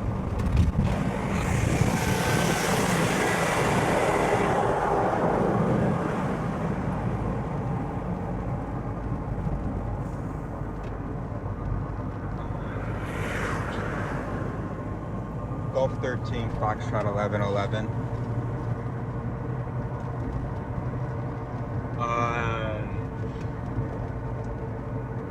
And I was thinking, and then a plurality of truth type thing. So, for instance, Xavier goes, Xavier. Oh man, I wish it was all the fucking villagers that burned. No, I wish it was all the fucking villagers that burned. Joe. Whoa. That makes you no better than them, man. Xavier. No. I don't really mean that. It's just, gosh, fuck. It's just so dangerous, their beliefs, and they just, fuck, I just wish, there was some kind of, we need like a military to almost like, there was some kind of an education, a compulsory education. Joe's like, whoa. Yeah, I mean, like, compulsory is in they have to spend a certain amount of time being educated. Okay, fine. But you can't decide what people are taught. In my time, there's a lot of intolerance, but we've also learned to appreciate different people's truths. Xavier goes, hold on, what do you mean? What do you mean different people's truths? Joe says, all right, well, this is a bad example, but I want something that you can, relate to. It's like, for instance, like for them, witches exist. I know, okay, witches don't actually exist. That's why it's a bad example. But all right, so like in my time, for instance, for some people, some people believe in an afterlife, for instance, as we had kind of talked about earlier. And other people don't, and that's kind of, and so there are different beliefs we have that are kind of outside of the realm of science. You understand, Xavier? Xavier goes, outside of the realm of science. Outside of the realm of science. I mean, that's literally what the priest said when I challenged him about the trials. Except they also like think they're doing science. Oh gosh, I'm so confused. Xavier's confused. Hold on. So hold on. In the future, you don't believe in truth? Joe. No, of course we believe in truths. We all have different perspectives, and that's what we've come to realize. Xavier says, sure. We have different perspectives. But the thing we have different perspectives of, that we have different representations of, that thing isn't changing. Hey man, things are always changing. Look, this world is barely recognizable to me, and I've kind of read about it. No, obviously across time things change, but in a given moment, Joe, if we have different perspectives, we may see different things, but we are seeing different aspects of a thing that has all of those aspects. Well, unless, we misperceive. And Joe goes, there you go. Now you're getting it. It's complicated. World isn't black and white, man, and with quantum mechanics, as I was talking about earlier, it really challenges a lot of our assumptions about reality, and so, you've been very close-minded about the afterlife conversation, but no, our quantum energies might actually go to some kind of a quantum paradise. Oh my God. Wait, hold on, Joe. So, Joe, listen to me. You say that they may go there, right? Now, when you say may, you're talking about a possibility, right? Okay. Where is the possibility? Is it in your knowledge or in that existence? Good question, Xavier. Well, here's the thing about Heisenberg and quantum stuff is that, I mean, I'm probably not I'm not the expert. I'm not the perfect guy to explain this, but Schrodinger, I don't know, is he alive now? Because yeah, it's May as in, Hold on, Joe. See this banana peel here? Would you say that this may or may not be here? Xavier, it might be a simulation, man. Yes. Okay. I don't know what that means, but if you mean this all might be a dream, okay, sure.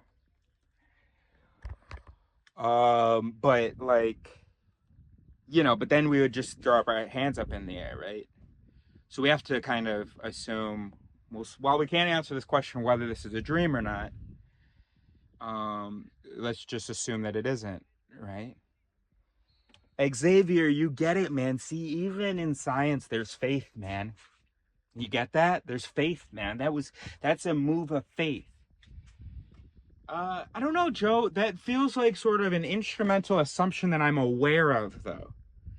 It doesn't feel like I'm saying, hey, 110%, 100% even. Remember how uncomfortable, how crazy I thought it was when we started talking about 100%, Joe?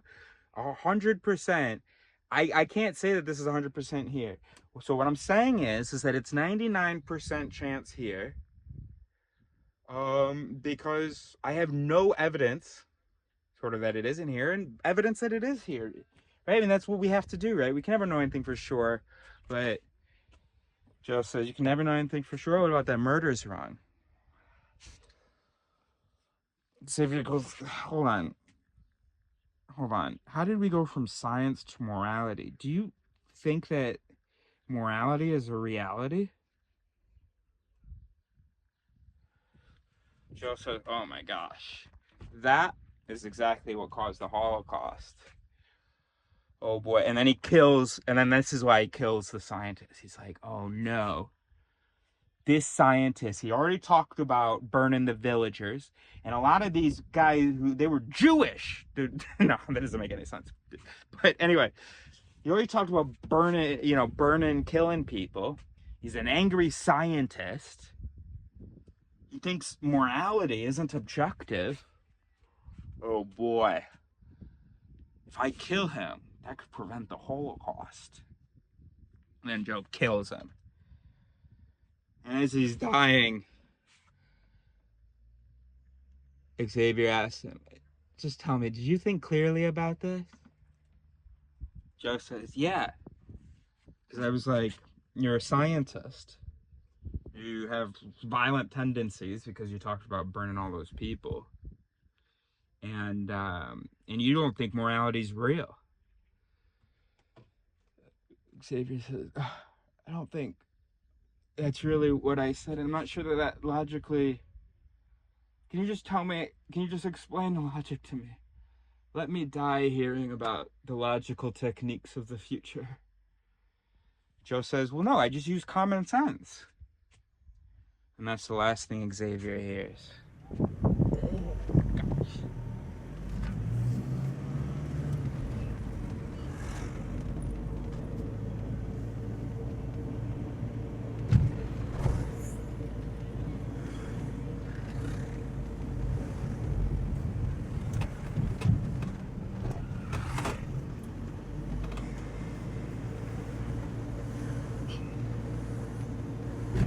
Sorry, pal, I didn't see you there. Sorry to ruin that perfect thing. Why are you being such Golf a pussy? 13, Foxtrot 1120. Or maybe like, or no, that line is perfect, but I want to throw in somewhere. The only thing I feel like I've forgotten, well, I guess I might just keep thinking of things, but is emotion. So, for instance, you could have a moment where Joe is saying to Xavier, he's disagreeing about some belief Xavier has, and Xavier's getting frustrated in the conversation. Joe says, look, you're not thinking clearly, man. You're being emotional. And Xavier goes, sure, I'm experiencing and expressing a lot of emotion now. But look at these numbers here. These numbers aren't angry. They aren't sad. Like, what do you mean? You know, something where Joe, like, thinks that he's like, or, you know, when Xavier's dying, there's a callback to that conversation they had, and Joe goes, you know, how did I decide that I needed to kill you? Well, you know, I stopped thinking about it emotionally, you know? I really like you, and you've kept me a lot of company. I've really enjoyed this time, but I had to think about it logically. And, you know, I had to make that sacrifice. You know, I had to sacrifice my friend to... And I know you probably wouldn't have wanted to do it, you know, but there's this other guy, Haler, he would have made you do it. You would have given him ideas. Anyway, you know, and that was just the logical, non-emotional answer. Something stupid like that. I would I'd do something like that. Something like that. A little more subtle. Something like that, though.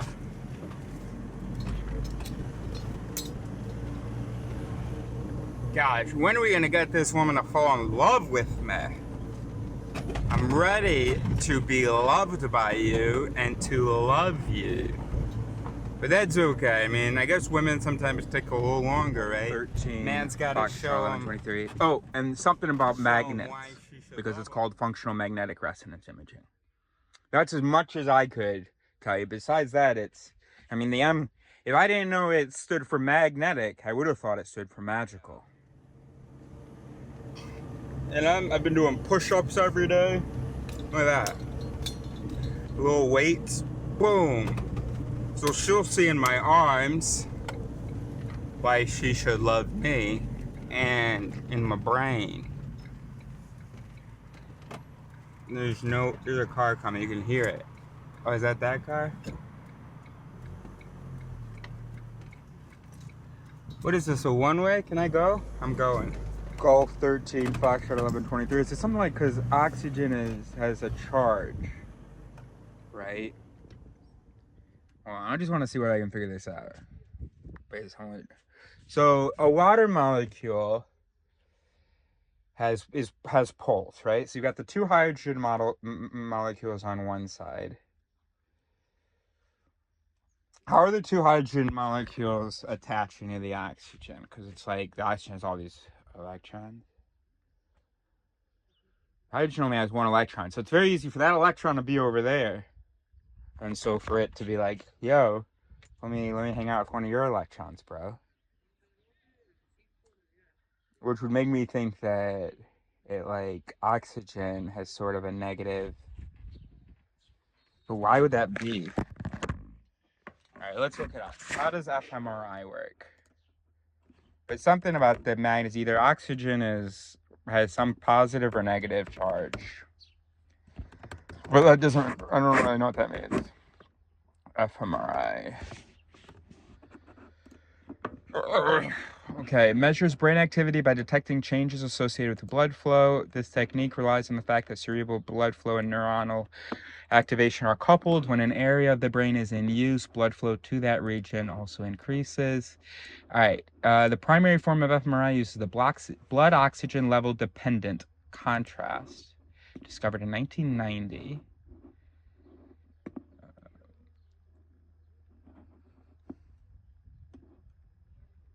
Okay, I feel like, let's see, bold hemodynamic response. The change in the magnetic resonance signal from neuronal activity is called the hemodynamic response. It lags the neuronal events, blah, blah, blah. Yeah, but how does mechanism, how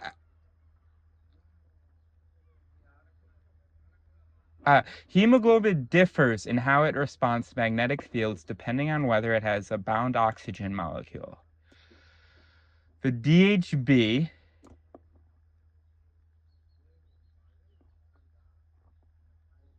the deoxygenated hemoglobin molecule is more attracted to magnetic fields. And so it's more charged. And it has to be in order to attract oxygen. Because I swear oxygen has charge, but maybe it's not. It's just has poles or something. But yeah, in order for hemoglobin to catch oxygen, right, there's got to be some electron thing. All right, deoxygenated hemoglobin is more magnetic than oxygenated hemoglobin, which is virtually resistant to magnetism. Yeah, because they're coupled, they're happy.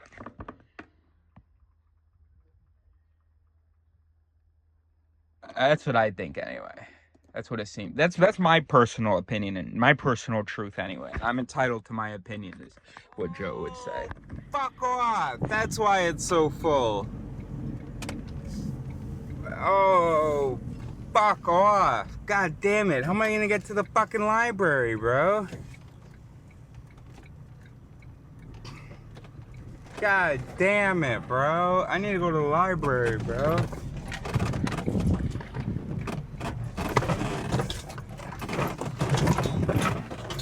Oh, fuck off. How can I only be on episode 2? God damn. Haven't I been watching this for hours? Well, I guess I recorded for like an hour. Anyway, I'm finishing episode 2 now, and there was a lot in this episode about, acting like humans. He's talking about all the things that we figured out. But, like, this host, I don't know who he is. Maybe he's a big scientist. But he just looks like a host guy. Just because he's handsome and charming. And, I'd be surprised if he understands. Anyway. I don't remember what those lines were, but it is a great series, and you're gonna learn a lot. Fuck, what did he just say that I wanted to? Oh yeah. Sometimes I think that I have an image, the future can look like that, and then one day something will occur to me and remind me of how unpredictable the future is, at least for me anyway. And it's easy when you go to the past. You look back at the past and you look at all the ways the world has changed and how sort of seems obvious in hindsight, but when you try to imagine without those things existing, oh, they would have never imagined this world. Because, you know, before there was fire was harnessed, for instance. But I don't know how much they were imagining then anyway. But so we have Robert Koch, the whatchamacallit, the germ theory guy. Oh, right.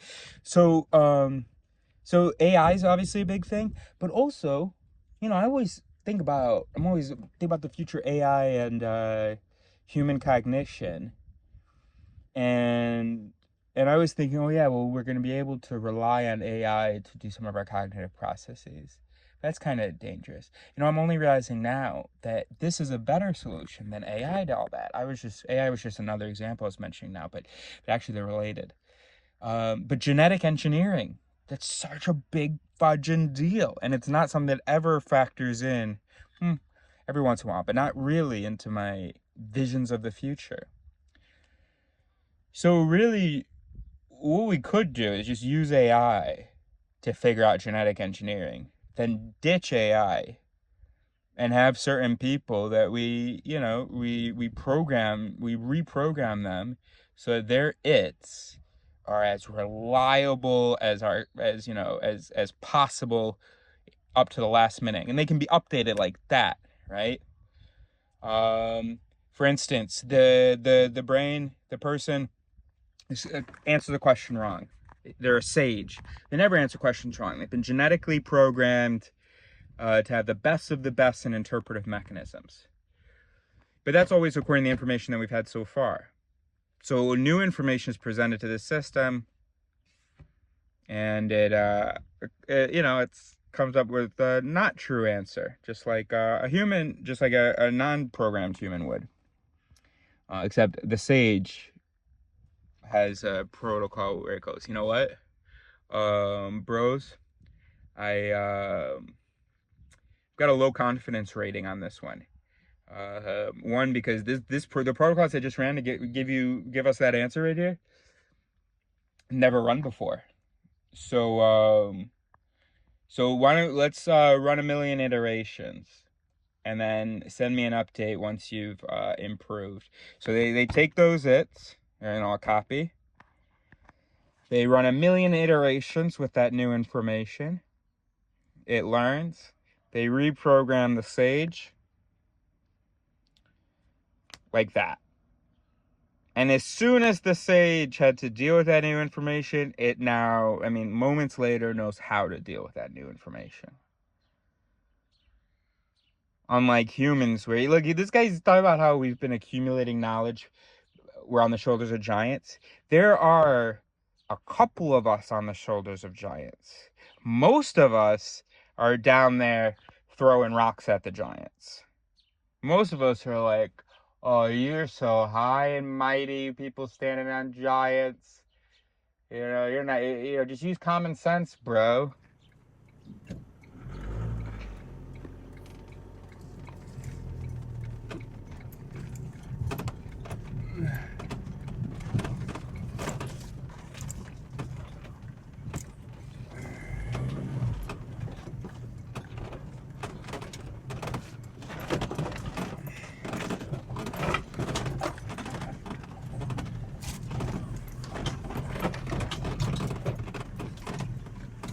Yeah, too right, Red. Save lives. It has given us a new understanding of ourselves and our world. We have grasped the inner workings of our bodies and our minds. Who's we, bro? We have gazed upon the very building blocks of life, the clockwork of biology that makes us tick. We have even discovered an entirely new way of thinking. Through medicine, powerful ideas about logic and reason have taken root and blossomed into science. Even when the unknown outweighed the known, even as we fought an invisible enemy. Who is he talking about? Like 0.1% of the population? Is that what he means by we? Fuck, bro. And it's like, it's just really, because it's just really bad that so many people think that. That we think we have logic and reason and science now. But correct me if I'm wrong, when I ask people in the street to point at themselves, because he's saying we have a new understanding of ourselves. He said that on the web, and that might have been before the clip.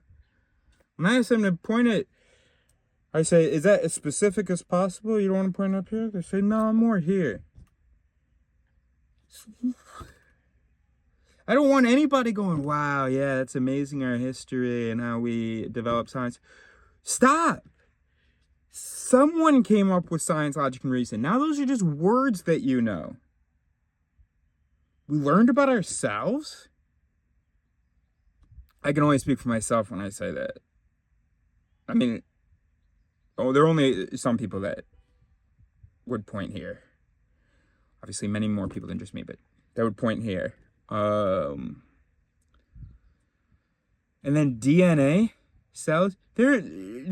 Most people are like, yeah, that's such an interesting question, the afterlife. They don't realize we're cells. My own father, who has a bachelor's or a master's in molecular biology, maybe? Not sure.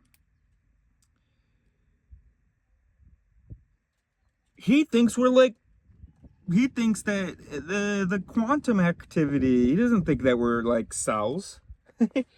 he thinks we make decisions not through neural networks, but through quantum fucking tunneling. Obviously, I shouldn't have said anything about quantum. But my dad talks about his relationship to his brain. Talks about he didn't mean to do that, his brain did. Talked about his brain knew that, but he didn't. Who are you talking about that knows things? I know a lot of people that think they know things, that think they're all caught up. They're like, yeah, it's 21st century. These are the things we know. We don't believe in like bloodletting anymore. Okay. But do you believe in spirits though?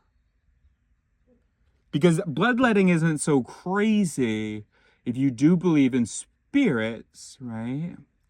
Spirits can, like anything, probably be good or bad, right? Have a nocive effect, or have a positive effect, or have no effect, maybe, right? For instance, you're a spirit, aren't you? Oh, you don't think that you're a spirit? Oh, okay. So you think that you're a brain? No, not quite. You're kind of a whole, and also you're kind of a emotions, and that's not in the right. That's what I thought. So there's something. You're not just cells, right? That would be reductive, wouldn't it? Yeah, of course. So you're like a spirit, right? And you're a spirit that's like interacting with your body, right? I mean, you have free will, right? You have control, right? So you can go like this, and that can be the spirit sending that signal, right? You never really thought about it, huh? You never even just thought about that. Believed in this whole consciousness spirit thing your whole life. You've never gotten this far. That's okay. I'm here. So you are, would you say you're a good spirit? Yeah, you like to think of yourself. Okay, let's not get off topic. Okay, let's say you're a good spirit, and so you interact with your body. Okay, cool. Now, what's to say that another spirit couldn't also interact with your body? That's what I'm confused about. What's to say another non-physical, non-molecular, non-reductive, non-materialist thing couldn't also interact with your body? Yeah, good question, huh? Oh, okay. Now, now you believe in the whole 21 grams or whatever thing, right? When you die, there's some evidence that we're spirits because the body's lighter after death, right? Okay. How do you think that spirit exits? Because I was wondering, a lot of times when people die, it's from bleeding out. And I'm wondering if that's how their spirit escapes. And then I'm wondering, what about a nasty spirit, though, that's also interacting with the body? Would it be a good idea, maybe, to let the blood out or something similar? Maybe put a hole here, let the cerebral spinal fluids out?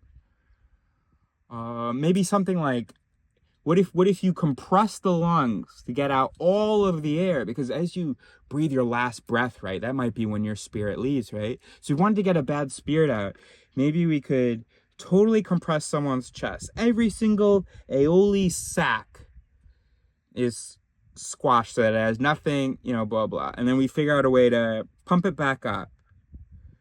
Oh, but then what if the actual soul of the person leaves, not just the sickness? Good point.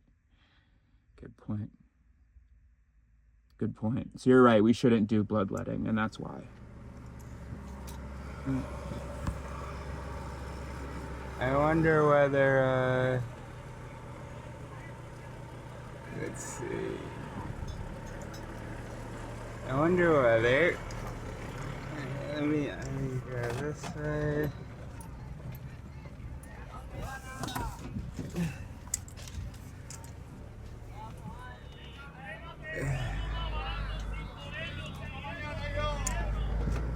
Foxtrot 1251. Check this out, because one thing that is missing from this show is psychology. I mean, they even said we've learned about ourselves, and yet it's so close. Listen to this.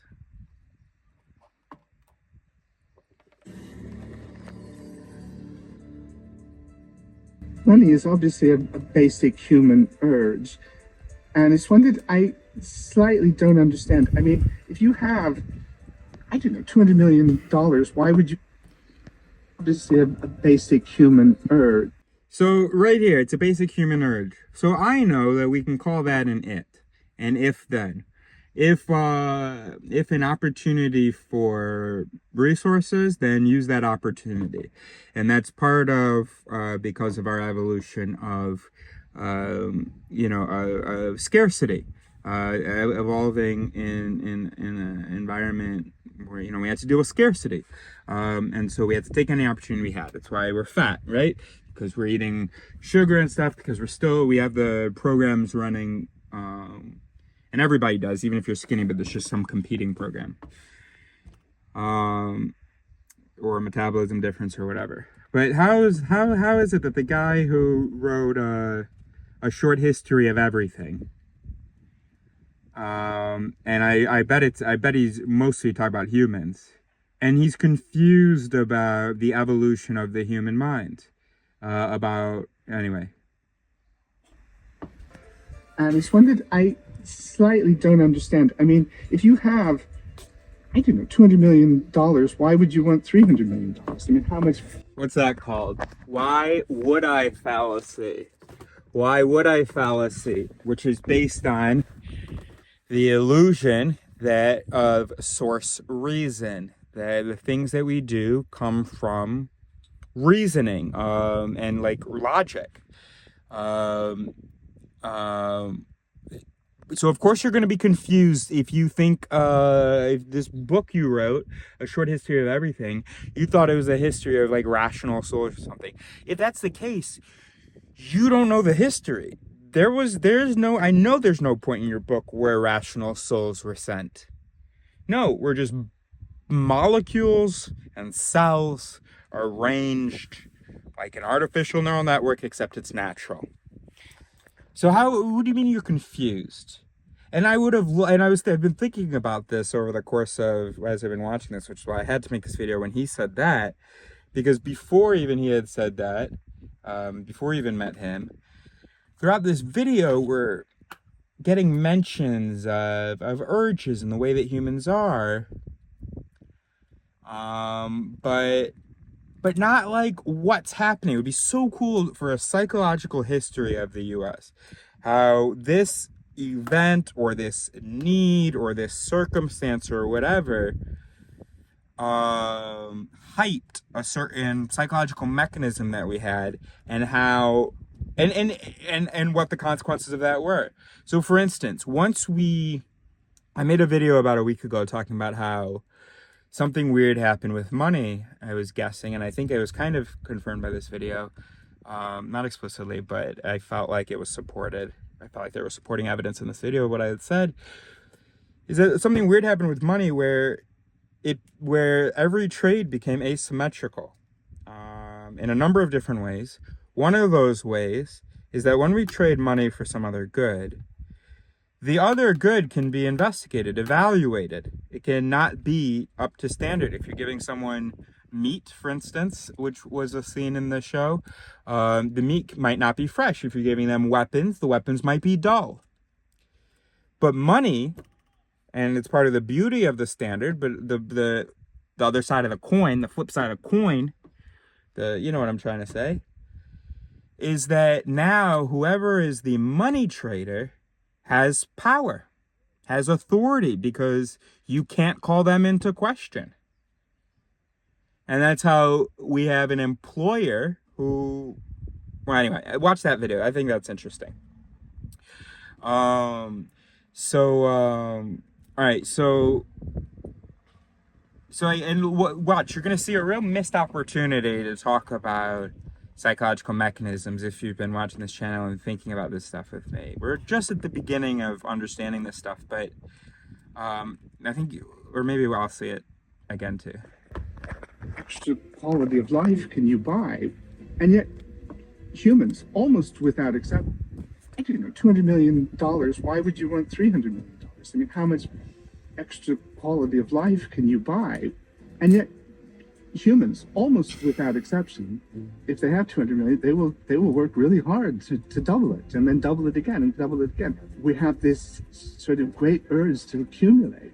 It's the dark side of capitalism that's in some sense manifest in the dark side Bro. of civilization, which tends to cater. Bro, it's not like some aliens gave us capitalism. Where did capitalism come from? That's from the dark side of our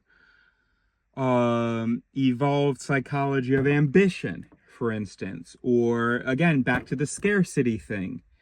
You know, you could talk about maybe how many of us are descendants of, if not people, well, so maybe all of us are descendants of people that lived through an ice age. So that's one thing, which is why you're going to want to accumulate, right? Like a squirrel with its acorns. And then a lot of us are descendants of people living in areas where half the year, or at least a quarter of the year, you couldn't get anything of value. You couldn't get food. You couldn't grow, you know, crops. You could barely even fucking work with your hands. So of course, in our culture and in our biology, there is going to be a pretty prevalent need to accumulate. Why aren't you saying that? And you say our worst impulses. What you would see in any psychological history of humans is you would see how every time you would see mechanisms that were useful, but then became dangerous or in their application or something. So it is good that we needed to have a desire to accumulate so that we don't find ourselves, oh, fuck, I haven't been able to hunt the last 3 days and I haven't been able to eat the last 3 days. No, that's no good. That's no good. So we had to have strong instincts to accumulate. But then, of course, what happens is, until a corrective mechanism evolves, which is where, until we learn that there's such a thing as too much, and it hasn't evolved yet. So right now we're in between those 2 points. Now, what would be an example of something? I have no idea, and I don't think I would even be able to think of one, but somebody watching this could. An example of something where we had this mechanism, and this can be a cultural or a biological, psychobiological thing. But we had this mechanism, so it was like really great for us. It was beneficial for us. But it also created some major problems and then it was corrected for. Maybe one thing that you could do, I got you, bro. I got one. So one thing I've noticed is, as I've been just seeing on Instagram videos of animals, other animals besides us, eating each other, and it's so weird to watch how, I don't know, there's some prey animal, some elephant or something, and the lion's like walking around, and it's like, yeah, okay, I know how I'm gonna end this nigga. And the elephant's like, damn, or he's not even like, damn, and then he gives him a little kick, and then he goes down, and the other elephants are like, okay, we should get out of here. And I know I shouldn't be expecting them to be crying and screaming and doing other more human things, talking about monologuing about the tragedy of death. But it is, and maybe that's the only reason why it's so disconcerting, it's so like awkward. It's like, bro, y'all are dying right now. It's like a big deal, the end of life. And I'm glad I keep noticing that, and I didn't know what to do with that thought, because it seems so silly, because it's like, well, one, I just can't tell how dramatic it is. Then also, two, it isn't actually that dramatic, sort of death and so on. But it is, and so I've been thinking about like the value of life, and this concept of the value of life, and how it does something to us to hear about death. And it not the same thing that it does to, for instance, Neo. Missing someone. We have that more than other animals. Yes, okay, you will sometimes. But anyway, so the point is, all right, so here's an example of something similar to the transition that we are currently in, but one that the corrective measure came. Violence.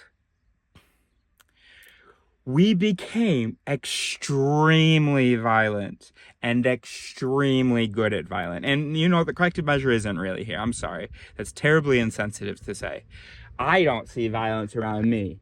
But there are thousands of people dying horrifically violent deaths because we have created some fantastic, terribly destructive technologies.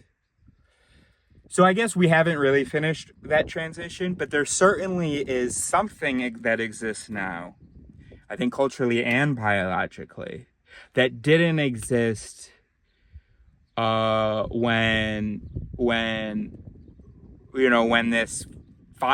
this exceptionally violent feature, right? Because obviously other animals will be violent, but what they will not do is go sort of like murder a whole group and not eat them, right?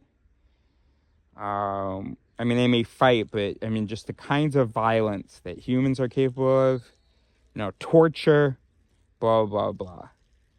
And the tools for violence and needing to figure out better tools for violence. So there was that. And then I think that maybe following that, because obviously people start dying when violence becomes that okay and easy and blah, blah, and you see deaths of the species that you don't really see otherwise, because it's all kind of more tempered and among the rest of the animals. And then, and maybe it's a byproduct of, maybe it's a cultural thing, sort of certain religious ideas and stuff. I don't know. I would hate for that to actually be the case, but it is what it is. But in any case, bloody violence, right, so violence is to ambition as the value of life is to communism, socialism. Sorry, which one's the vehicle to which? Communism's the ultimate. Socialism's the vehicle to communism. No, it's the other one.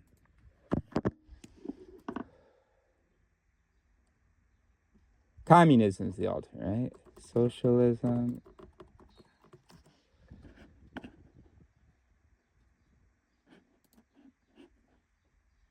I don't want to know about actual examples. I want to know what marks capitalism to communism.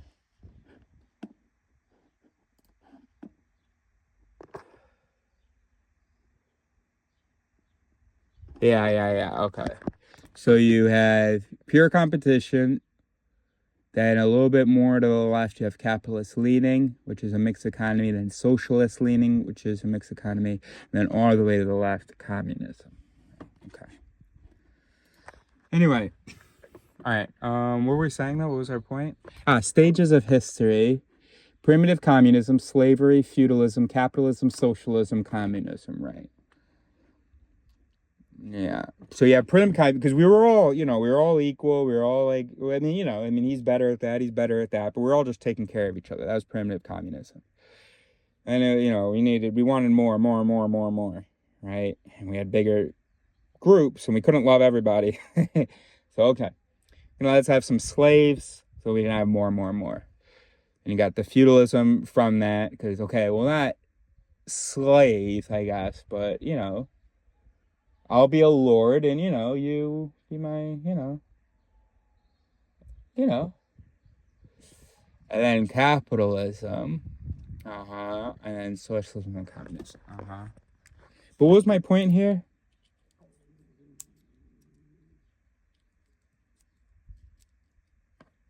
Fuck. What were we talking about? We had that was the other video. How long have we been recording? 15 minutes. What have we been talking about? I showed you something. Oh, have we been talking about the psychological history this whole time? The other one comes over. Well, whatever. I don't remember. Hey, look, you can't make any noise, though. And I'm telling you, it's not because I was plugging things in. Again, we were not in a library. This was in a vestibule. This was in a hallway to a building in which there was a library. You understand? But the library was full.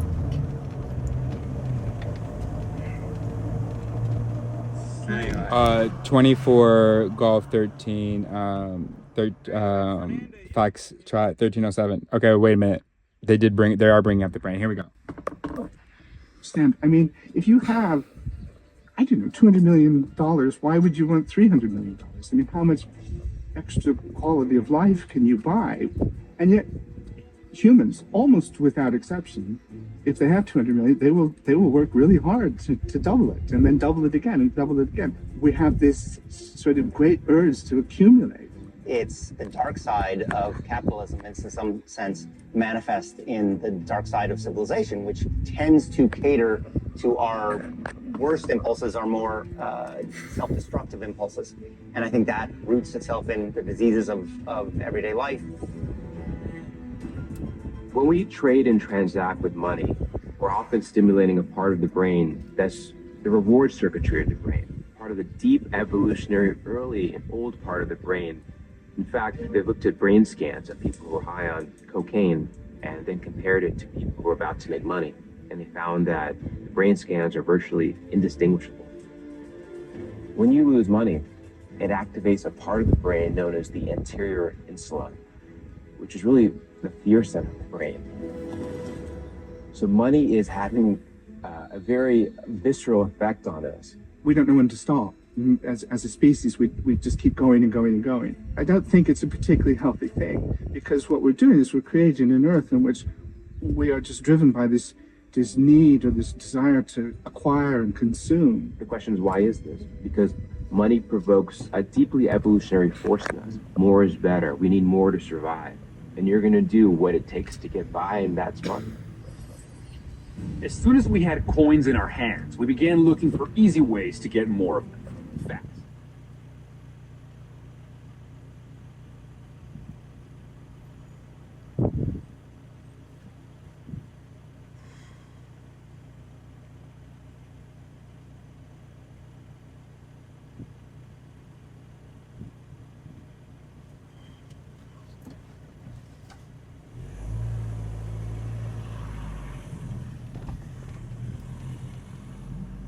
24 Foxtrot 13 Golf 1324. You know what? I'm really embarrassed that I thought that we had finished the transition away from violence. So stupid.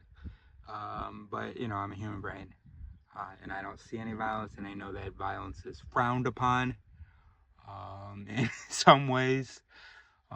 So we're on. I can see how we're on our way to sort of resolving that, whereas we're not really on our way. Maybe we're just starting to sort of be on our way for the, you know, with Gen Z, to realize the dangers of our ambition.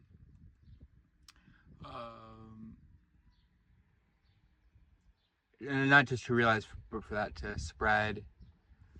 And then maybe in a generation or two, maybe even with the generation, maybe it was even Generation Alpha,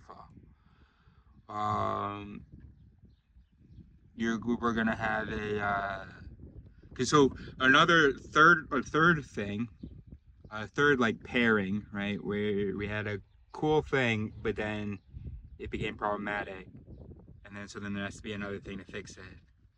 Would be our imagination, our sort of confidence in our thinking abilities. It was really cool that like we thought, hey, we can know things, you know, and that we thought knowledge was important and that we could imagine different possible answers. All that's amazing, really important, essential.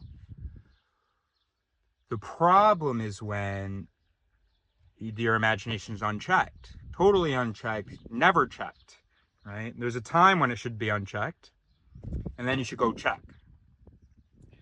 But when we evolved a commitment to imagining, which was good because we were starting to imagine, but the problem is, yeah, now it needs to be reeled in. Not the imagination itself, but the commitment to imagining, sort of. Or the, you know, it can't just be like, because you can think it, like it is true and we should believe it because it makes sense. Yes, I get why we should be confident so we can move to the next step in our thinking. But you know, the danger of being confident is that you don't move to the next step in your thinking, right? So a little bit of confidence is needed to keep going with the thought. If you have too much confidence, you think you got all you need, right? Or if that confidence spills over. So if it's confidence in the sense of confidence in the progress I'm making, but then that confidence can spill over into the, not just the progress I'm making, but the steps I'm making. So the actual points I'm hitting, and can say, wow, look where I've made it to. This is great. I'm going to stay here. Forgetting that, because, you know, it just kind of spilled over. The confidence was became associated with the new place you were in, but not the newness of it. It became associated with the place, not the newness. So then it's like, wow, yeah, I got good thoughts. These are great, but hold on. You're supposed to believe in those so that you can continue to work with them, so that you can use them, but also be great if you could check them. And so that's one that is going to evolve, likely with cultural evolution. Or no, with genetic engineering and stuff, no, biological, it could definitely be like become innate, definitely. It wouldn't be natural selection, but geneticist selection. Yeah.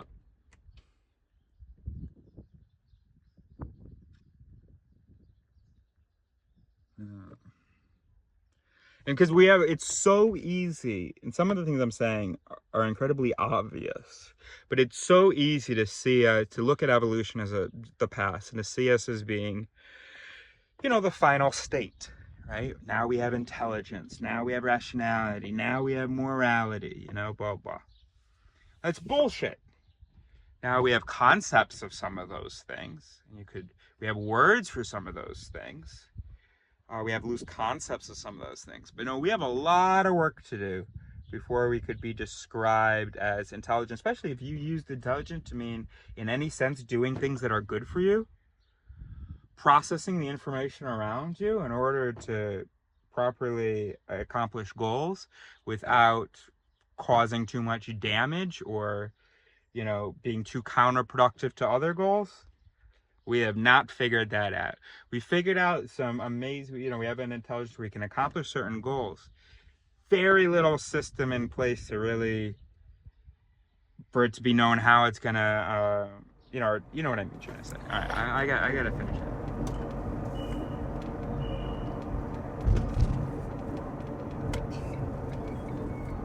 That's what I could have. A wall I never look at. Of all the things that are bothering me at any given moment, but that I don't want to bother me at any given moment.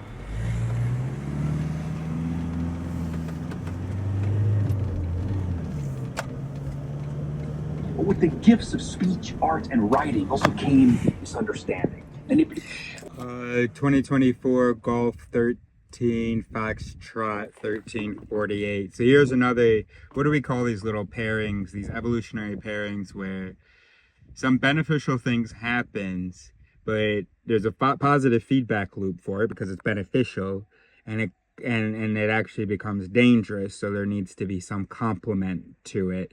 There needs to be some negative feedback loop, some correction.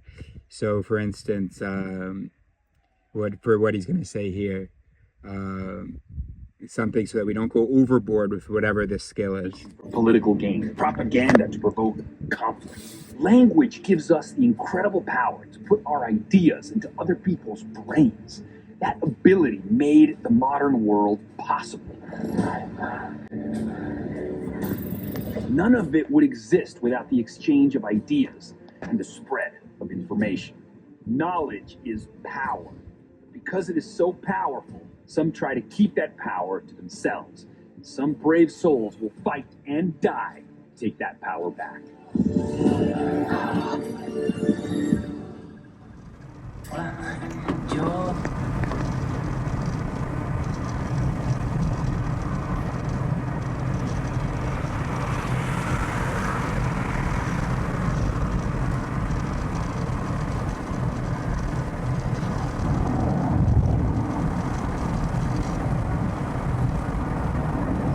How can air be that hot? Huh? How can wind be this fucking hot? That's crazy, man. Golf 13 Foxtrot 1350. So then we can refer to this as one of the steps of evolution, right? It's a two-step.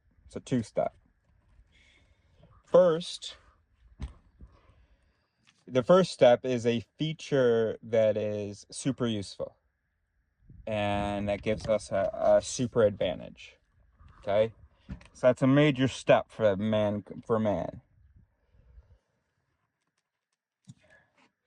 But then what happens is, then we need the other shoe to drop, because I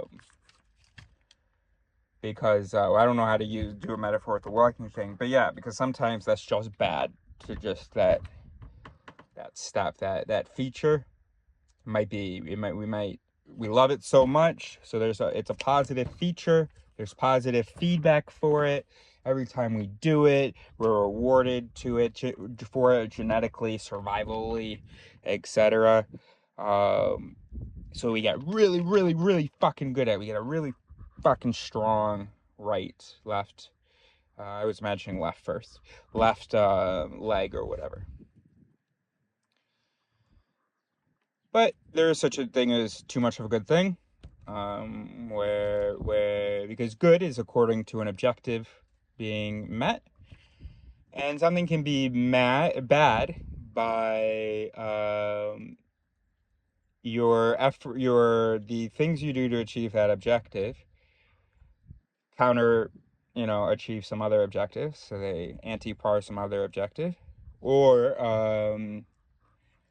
even the objective itself, the action, like for instance, I don't know, all right, for instance, example, you're supposed to pat a baby on the back to burp it, right? Think so. Okay, and so wow, that's successful, and when we were just doing this, that wasn't doing nothing. Start doing this. hey, sometimes I was doing something awesome because we don't want the baby to die, I guess. Or just keep crying and then we kill it. So we kept doing a little harder until we found what worked, right? But we're not reasonable. So we don't just like stop. Now, of course, for that actual example, we do have a fear of hitting the baby too hard. So that was always a negative feedback loop that was existing. So we were never wanting to just go all the way. But with things like ambition, well, you can just keep fucking spreading. You can just keep fucking conquering. You know, there's nothing to keep that in check. There was no already existing sort of fear of being overexposed, it was spread too thin. No.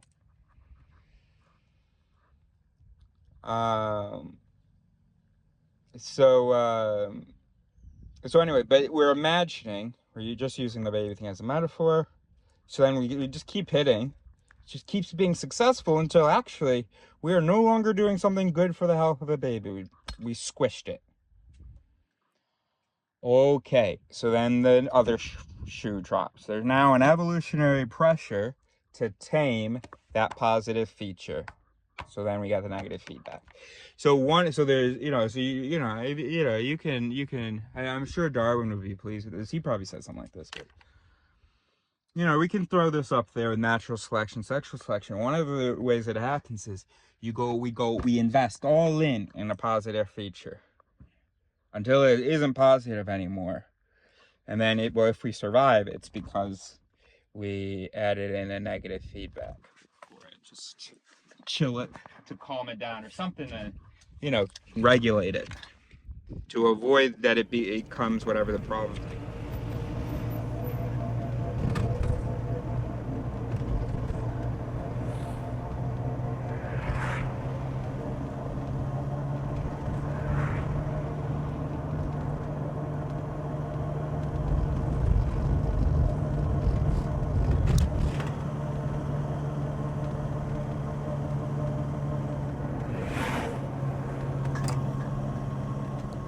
To a man, and he pauses, count to 30, and he'll likely keep going. If you interrupt him, you'll never hear what he truly has to say. I started.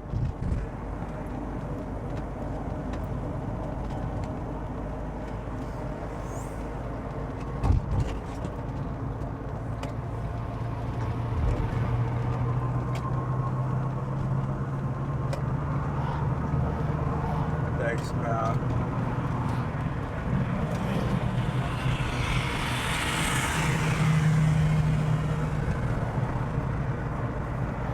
Did not say one word to another human being for 17 years. Yeah, literally. That's right. At 27, Francis decided to stop talking, period. And he stuck with that decision until he was 44 years old. There were about 4 times when, by accident, I did speak. When I bumped into someone at the grocery store and I said, "Excuse me," and I went. He spent those quiet years hiking, camping, and making art. He says he didn't really miss conversation. It wasn't working for him anyway. Hold on, where's the sun? What's the sun's axis? So the sun's going like that. Yeah, so we want to try to be, perpendicular to what we were last time. You know what I mean?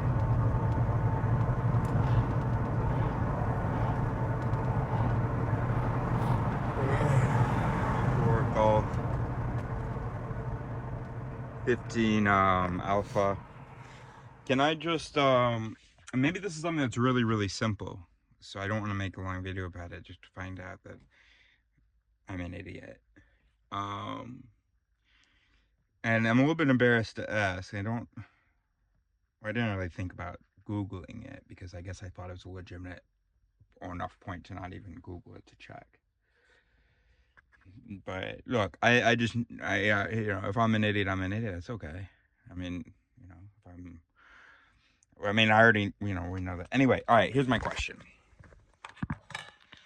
I don't get the whole warning of the Palestinian civilian thing. I get why you would warn people. I get why that would be moral. But I don't get how it's possible or how it makes any sense. Do they have a direct line to the civilians that Hamas, like, doesn't know about? I don't know, or is the idea not about killing Hamas, so it's okay if Hamas with the civilians went to where they were told would be safe? It's just about what, destroying their buildings or tunnels or something? I'm not understanding that. Now, if it was about destroying the infrastructure of Palestine, that I would understand. It was like, all right, humans, Hamas, everybody. Oh, yeah, maybe go over there if you want to. We're gonna have to get rid of your hospitals and stuff so that, you guys don't, you guys, can't get your shit together.